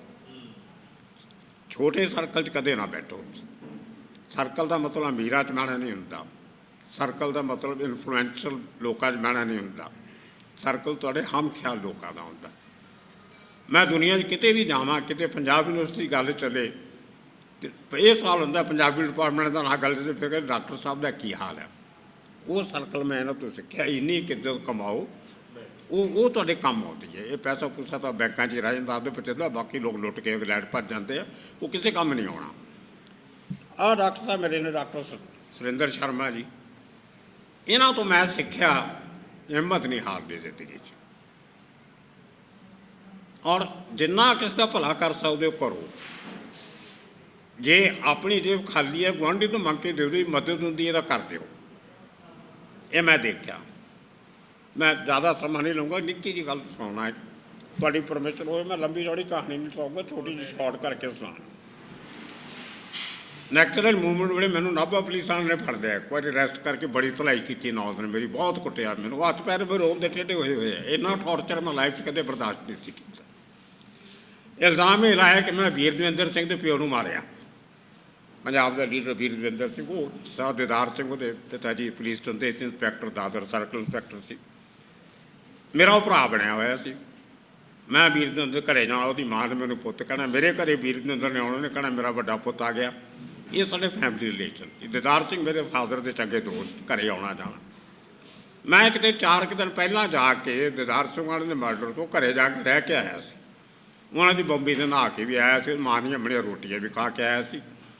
ਅਤੇ ਪੰਜਾਬ ਪੁਲਿਸ ਨੂੰ ਸ਼ੱਕ ਪੈ ਗਿਆ ਵੀ ਇਹ ਬੰਦਾ ਜਾ ਕੇ ਪੂਰੀ ਰੈਕੀ ਕਰਕੇ ਆਇਆ ਅਤੇ ਇਹਨੇ ਬੰਦਿਆਂ ਨੂੰ ਦੱਸਿਆ ਅਤੇ ਉਹਨਾਂ ਨੇ ਉਹਨੂੰ ਉੱਥੇ ਦਿਦਾਰ ਸਿੰਘ ਨੂੰ ਬੱਸ 'ਚ ਮਾਰਤਾ। ਕੰਮ ਪਿੰਡ ਬੰਗਿਆਂ ਕੋਲੇ, ਇਹ ਜਿੱਥੇ ਰਪਾਲ ਭਾਈ ਪੜ੍ਹਾਉਂਦਾ ਰਿਹਾ ਸਾਰੇ। ਮੈਂ ਕਹਿ ਕਹਿ ਕੇ ਥੱਕ ਗਿਆ ਉਹਨੂੰ, ਯਾਰ ਮੈਂ ਕਦੇ ਮੱਖੀ ਨਹੀਂ ਮਾਰੀ, ਮੇਰੇ ਤੋਂ ਨਾ ਰਿਵਾਲਵਰ ਚੱਕਿਆ ਜਾਂਦਾ, ਨਾ ਮੈਂ ਕਦੇ ਕੋਈ ਤਲਵਾਰ ਚੱਕੀ, ਨਾ ਚਾਕੂ ਛੁਰਾ ਚੱਕਿਆ, ਮੈਂ ਇਹੋ ਜਿਹਾ ਕੰਮ ਨਹੀਂ ਕੀਤਾ। ਉਹ ਮੈਂ ਜਿੰਨਾ ਕਵਾਂ ਨਹੀਂ ਕੀਤਾ ਉਹਨਾਂ ਹੋਰ ਮਾਰਨ ਮੈਨੂੰ। ਉਦੋਂ ਪਲਾਸਟਿਕ ਦੀਆਂ ਬਾਲਟੀਆਂ ਨਵੀਆਂ ਆਈਆਂ ਸੀ ਮਾਰਕੀਟ, ਲਾਲ ਰੰਗ ਦੀ ਬਾਲਟੀ ਸੀ, ਮੇਰੇ ਸਿਰ 'ਤੇ ਰੱਖ ਕੇ ਵੜਤੀ ਕੱਛਾਂ ਥੱਲੇ, ਤੁਰਿਆ ਆਉਂਦਾ, ਜਿਹੜਾ ਹੌਲਦਾਰ ਆਵੇ ਸਿਰ 'ਤੇ ਮਾਰ ਕੇ, ਉਹ ਕਾਮਰੇਡਾ ਕੀ ਹਾਲ ਹੈ, ਇਨਕਲਾਬ ਜ਼ਿੰਦਾਬਾਦ। ਉਹ ਲਾਲ ਬਾਲਟੀ ਨਾਲ ਇਨਕਲਾਬ ਜ਼ਿੰਦਾਬਾਦ ਕਰੀ ਜਾਣ ਮੈਨੂੰ। 9 ਦਿਨ ਉਹਨਾਂ ਨੇ ਉਹ ਜਾਈ ਤੇ ਕੀਤੀ ਮੇਰੀ, ਉਹ ਮਹਾਰਾਜ ਕਿਸੇ ਨਾਲ ਨਾ ਕਰਾਵੇ। ਉਦੋਂ ਲੱਭਿਆ ਕੁਛ ਇਹਨਾਂ ਨੂੰ, ਹੈ ਤਾਂ ਇਹਦੇ 'ਚ ਕੁਛ ਲੱਭਣਾ ਕੀ ਸੀ। 9ਵੇਂ ਦਿਨ ਉਹ ਇੱਕ ਅਪਰਪਾਰ ਸਿੰਘ DSP ਹੁੰਦਾ ਸੀ, 6 ਫੁੱਟ ਲੰਬਾ, ਉਹ ਆਇਆ ਦੌਰੇ 'ਤੇ ਉੱਥੇ, ਉਹਨੇ ਸਾਰੀ ਕਹਾਣੀ ਕੁਣੀ ਸੁਣੀ, ਮੈਂ ਵੀ ਇੱਕ ਕਹਾਣੀ ਸੁਣਾਈ। ਉਹ ਕਹਿੰਦਾ ਇਹ ਲੱਗਦਾ ਹੈ ਨਹੀਂ ਮੁੰਡੇ ਦਾ ਘਰ ਤੋਂ, 'ਤੇ ਕੰਮ ਕਰੋ, ਇਹਦੀ ਕੋਈ ਇਨਕੁਆਇਰੀ ਜੀ ਕਰਕੇ ਇਹਦਾ ਕੋਈ ਬੰਦਾ ਗਰੰਟੀ ਗਰੰਟੀ ਨਾਲ ਤੁਹਾਨੂੰ ਛੱਡ ਦਿਓ, ਕੋਈ ਇਹਦਾ ਹੈ ਨਹੀਂ ਲੈਣਾ ਦੇਣਾ। ਉਹ ਕਹਿ ਕੇ ਚਲਿਆ ਗਿਆ। ਬਾਅਦ 'ਚ ਇੱਕ ਬੜਾ ਖੂਬਸੂਰਤ ਯੰਗ ਇੰਸਪੈਕਟਰ, ਗੋਰਾ ਚਿੱਟਾ, 30-32 ਸਾਲ ਦਾ ਹੋਣਾ ਮੈਂ ਉਦੋਂ, ਉਹ ਮੇਰੇ ਕੋਲ ਆਇਆ ਸ਼ਾਮ ਨੂੰ 3:30-4 ਵਜੇ। ਕਹਿੰਦਾ ਪੱਕੀ ਗੱਲ ਹੈ ਵੀ ਤੂੰ ਯੂਨੀਵਰਸਿਟੀ ਪੜ੍ਹਦਾ? ਮੈਂ ਕਿਹਾ ਹਾਂਜੀ। ਕਹਿੰਦਾ ਕਿਹਨੂੰ ਜਾਣਦਾ? ਉਹ ਨਾਂ ਦੱਸ। ਮੈਂ ਜੀ ਮੈਂ ਡਾਕਟਰ ਸੁਰਿੰਦਰ ਸ਼ਰਮਾ ਨੂੰ ਜਾਣਦਾ। ਉਹ ਕਹਿੰਦਾ ਤੇਰੀ ਉਹ ਗਰੰਟੀ ਲੈਣਗੇ ਤਾਂ, ਤੇਰੀ ਗਰੰਟੀ ਲੈਣਗੇ ਲਈਏ ਤਾਂ? ਮੈਂ ਜੀ ਜ਼ਰੂਰ ਲੈਣਗੇ। ਕੋਈ ਨੰਬਰ ਹੈਗਾ ਉਹਨਾਂ ਦਾ? ਮੈਂ ਕਿਹਾ ਜੋ ਤਾਂ ਯੂਨੀਵਰਸਿਟੀ ਦਾ ਬੋਰਡ ਦਾ ਨੰਬਰ ਹੁੰਦਾ, ਉਹ ਕੈਮਿਸਟਰੀ ਡਿਪਾਰਟਮੈਂਟ ਪੜ੍ਹਾਉਂਦੇ ਆ, ਡਾਕਟਰ ਸੁਰਿੰਦਰ ਸ਼ਰਮਾ ਉਹਦਾ ਨਾਂ, ਤੁਸੀਂ ਉਹ ਇੰਟਰਕੌਮ 'ਤੇ ਆਪੇ ਹੀ ਮਿਲਾ ਦਿੰਦੇ ਹੋ, ਤੁਸੀਂ ਯੂਨੀਵਰਸਿਟੀ ਨੰਬਰ 'ਤੇ ਫੋਨ ਕਰੋ। ਖੈਰ ਗੱਲ ਆਈ ਗਈ ਹੋ ਗਈ। ਅਗਲੇ ਦਿਨ ਸ਼ਾਮ ਨੂੰ ਉਹ ਬੰਦਾ ਮੇਰੇ ਕੋਲ ਇੰਸਪੈਕਟਰ ਆਇਆ, ਮੈਨੂੰ 20 ਰੁਪਏ ਦਿੱਤੇ, ਮੇਰਾ ਸਮਾਨ ਸਾਰਾ ਇਕੱਠਾ ਕੀਤਾ, ਬਾਹਰ ਰਿਕਸ਼ੇ 'ਚ ਮੈਨੂੰ ਬਿਠਾਇਆ, ਕਹਿੰਦਾ ਸਾਹਮਣੇ ਸਟੇਸ਼ਨ ਹੈ, ਧੂਰੀ ਤੋਂ ਪਟਿਆਲੇ ਦੀ ਗੱਡੀ ਆਉਣ ਵਾਲੀ ਆ, ਉਹ 'ਚ ਬਹਿ ਜੀ, ਪਿੱਛੇ ਮੁੜ ਕੇ ਨਾ ਦੇਖੀ, ਭੱਜ ਜਾ। ਜਦੋਂ ਮੈਂ ਜ਼ਬਰਦਸਤ, ਮੇਰਾ ਬੁਰੀ ਹਾਲਤ, ਤੁਰਿਆ ਨਾ ਜਾਵੇ, ਮੇਰੇ ਤੋਂ ਖੜ੍ਹਾ ਹੋਇਆ ਜਾਵੇ, ਉਹਨੇ ਬੜੀ ਮੁਸ਼ਕਿਲ ਨਾਲ ਮੈਨੂੰ ਫੜ ਕੇ ਬੜਾਇਆ ਰਿਕਸ਼ੇ 'ਚ, ਅਤੇ ਤੁਰਨ ਲੱਗੇ ਨੂੰ ਕਹਿੰਦਾ ਬਾਈ ਦਾ ਵੇ, ਮੈਂ ਡਾਕਟਰ ਸੁਰਿੰਦਰ ਸ਼ਰਮੇ ਦਾ ਮਾਮਾ, ਇਹਨਾਂ ਦੇ ਮਾਮਾ ਜੀ ਲੱਗਦੇ ਸੀ ਉਹ। ਇਹਨਾਂ ਦੇ ਨਾਂ ਕਰਕੇ ਉਹ ਤਾਂ ਮੇਰੀ ਜਾਨ ਬਚੀ। ਫਿਰ ਜਦੋਂ ਮੈਂ ਭੱਜਿਆ ਦੁਬਾਰਾ, ਉਹ ਮੇਰੀ ਕਿਸਮਤ ਮਾੜੀ, ਮੈਂ ਅਜੇ ਆ ਕੇ ਕਮਰੇ ਵੀ ਨਹੀਂ ਖੋਲ੍ਹੇ ਹੋਸਟਲ ਦੇ, ਅਤੇ ਉਹ 10 ਦਿਨਾਂ ਬਾਅਦ ਅਪਰਪਾਰ ਸਿੰਘ ਦਾ ਯੂਨੀਵਰਸਿਟੀ ਦੇ ਗੇਟ 'ਤੇ ਬਾਹਰ ਮਰਡਰ ਹੋ ਗਿਆ, ਕਿਤੇ ਪੰਜਾਬੀ ਯੂਨੀਵਰਸਿਟੀ, ਉਹਨੂੰ ਮਾਰਤਾ। ਉਹ ਕਹਿੰਦੇ ਜੀ ਉਹ ਅਪਰਪਾਰ ਸਿੰਘ ਨੇ ਇਹਦੀ ਇਨਵੈਸਟੀਗੇਸ਼ਨ ਕੀਤੀ ਸੀ, ਇਹਨੇ ਫਿਰ ਮਰਵਾਇਆ, ਉਹਨਾਂ ਨੂੰ ਫਿਰ ਲੱਭਦੇ, ਫਿਰ ਉਹਨਾਂ ਕਲਕੱਤੇ ਭੱਜ ਗਿਆ। ਫਿਰ ਇਹ ਜ਼ਿੰਦਗੀ 'ਚ ਮੈਂ ਦਿਨ ਦੇਖੇ, ਪਰ ਮੈਂ ਕਦੇ ਪੁਲਿਸ ਵਾਲੇ ਨੂੰ ਬੁਰਾ ਨਹੀਂ। ਅੱਜ ਵੀ ਮੇਰੇ ਸਭ ਤੋਂ ਚੰਗੇ ਦੋਸਤ ਪੁਲਿਸ ਵਾਲੇ ਹੀ ਆ, ਮੇਰਾ ਰੋਜ਼ ਦਾ ਵਾਹ ਪੁਲਿਸ ਨਾਲ ਪੈਂਦਾ, ਕਿਉਂਕਿ ਮੈਂ ਉਹ ਜਿਹੜੇ ਬੰਦੇ ਸੀ ਉਹਨੂੰ ਬਲੇਮ ਨਹੀਂ ਕਰਦਾ। ਉਹਨਾਂ ਨੂੰ ਟ੍ਰੇਨਿੰਗ ਇਹੋ ਜਿਹੀ ਦਿੱਤੀ ਗਈ ਸੀ, ਉਹਨਾਂ ਨੂੰ ਸਿਖਾਇਆ ਇਹ ਗਿਆ ਸੀ, ਗੱਲ ਬਾਅਦ 'ਚ ਕਰੋ ਅਤੇ ਲੜਾ ਪਹਿਲਾਂ ਮਾਰੋ। ਉਹ ਦੇ part of the system. System ਮੈਂ ਚੇਂਜ ਨਹੀਂ ਕਰ ਸਕਦਾ, ਸਿਸਟਮ ਨਾਲ ਮੈਂ ਲੜ ਨਹੀਂ ਸਕਦਾ, ਅਤੇ ਮੈਂ ਬੰਦਿਆਂ ਨਾਲ ਦੁਸ਼ਮਣੀ ਕਾਹਦੀ ਰੱਖਾਂ। ਇਸ ਕਰਕੇ ਮੈਂ ਕਦੇ ਕਿਸੇ ਨਾਲ ਦੁਸ਼ਮਣੀ ਨਹੀਂ ਰੱਖੀ, ਅਤੇ ਨਾ ਉਸ ਤੋਂ ਬਾਅਦ ਮੈਂ ਕਿਸੇ ਹੋਰ ਨਾਲ ਦੁਸ਼ਮਣੀ ਰੱਖੀ। ਆਪਣਾ ਕੰਮ ਕਰੋ, ਦੁਸ਼ਮਣੀ ਕਿਸੇ ਨਾਲ ਨਹੀਂ, ਦੋਸਤੀਆਂ ਰੱਖੋ ਉਹਨਾਂ ਨਾਲ ਜਿਨ੍ਹਾਂ ਨਾਲ ਤੁਹਾਡਾ ਆਪਣਾ ਕੰਮ 'ਚ ਦਖਲ ਨਾ ਹੋਵੇ, ਕਿਸੇ ਦੋਸਤੀ ਦਾ ਤੁਹਾਡੇ ਪ੍ਰੋਫੈਸ਼ਨ 'ਚ, ਜੋ ਤੁਸੀਂ ਰੋਟੀ ਕਮਾ ਕੇ ਆਪਣੇ ਬੱਚੇ ਪਾਲਣੇ। ਸੋ ਭਰਾਵੋ, ਇਹ ਮੇਰੀ ਜ਼ਿੰਦਗੀ ਸੀ ਨਿੱਕੀ ਜੀ, ਉਹਦੇ 'ਚੋਂ ਇਹ ਮੇਰੀਆਂ ਕੁਝ ਕਵਿਤਾਵਾਂ ਨਿਕਲੀਆਂ। ਅੱਗੇ ਵੀ ਕੁਛ ਹੋਊਗਾ, ਮੇਰੀ ਜ਼ਿੰਦਗੀ ਦਾ ਹਿੱਸਾ ਹੋਊਗਾ। ਮੈਂ ਲੱਕੀ ਰਿਹਾ ਜ਼ਿੰਦਗੀ 'ਚ, ਮੈਨੂੰ ਮੌਕੇ ਮਿਲੇ, ਮੈਂ ਦੋਨਾਂ ਹੱਥਾਂ ਨਾਲ ਸਾਂਭ ਲਏ। ਬਹੁਤੇ ਲੋਕ ਸਾਂਭ ਨਹੀਂ ਸਕਦੇ, ਜਿਵੇਂ ਕ੍ਰਿਕਟ 'ਚ ਕਹਿੰਦੇ ਆ ਕੈਚਿਸ ਮੈਨ ਦਾ ਮੈਚਿਸ, ਅਤੇ ਮੈਂ ਜਿਹੜੀ ਗੇਂਦ ਮੇਰੇ ਹੱਥ 'ਚ ਆਈ ਮੈਂ ਫੜ ਲਈ, ਕੈਚ ਛੱਡੇ ਨਹੀਂ, ਸ਼ਾਇਦ ਇਸ ਕਰਕੇ ਕਾਮਯਾਬ ਰਿਹਾ। ਬਹੁਤ ਬਹੁਤ ਸ਼ੁਕਰੀਆ ਤੁਹਾਡਾ ਸਾਰਿਆਂ ਦਾ। ਇਸੇ ਤਰ੍ਹਾਂ ਮੇਲੇ ਗੇਲੇ ਹੁੰਦੇ ਰਹਿਣ, ਇਸੇ ਤਰ੍ਹਾਂ ਆਪਾਂ ਮਿਲਦੇ ਰਹੀਏ, ਹੱਥ 'ਤੇ ਖੇਡਦੇ ਰਹੀਏ, ਖੁਸ਼ ਰਹੀਏ, ਤਰੱਕੀਆਂ ਕਰੀਏ, ਖੁਸ਼ੀਆਂ ਮਾਣੀਏ। ਬਹੁਤ ਬਹੁਤ ਸ਼ੁਕਰੀਆ। ਧੰਨਵਾਦ।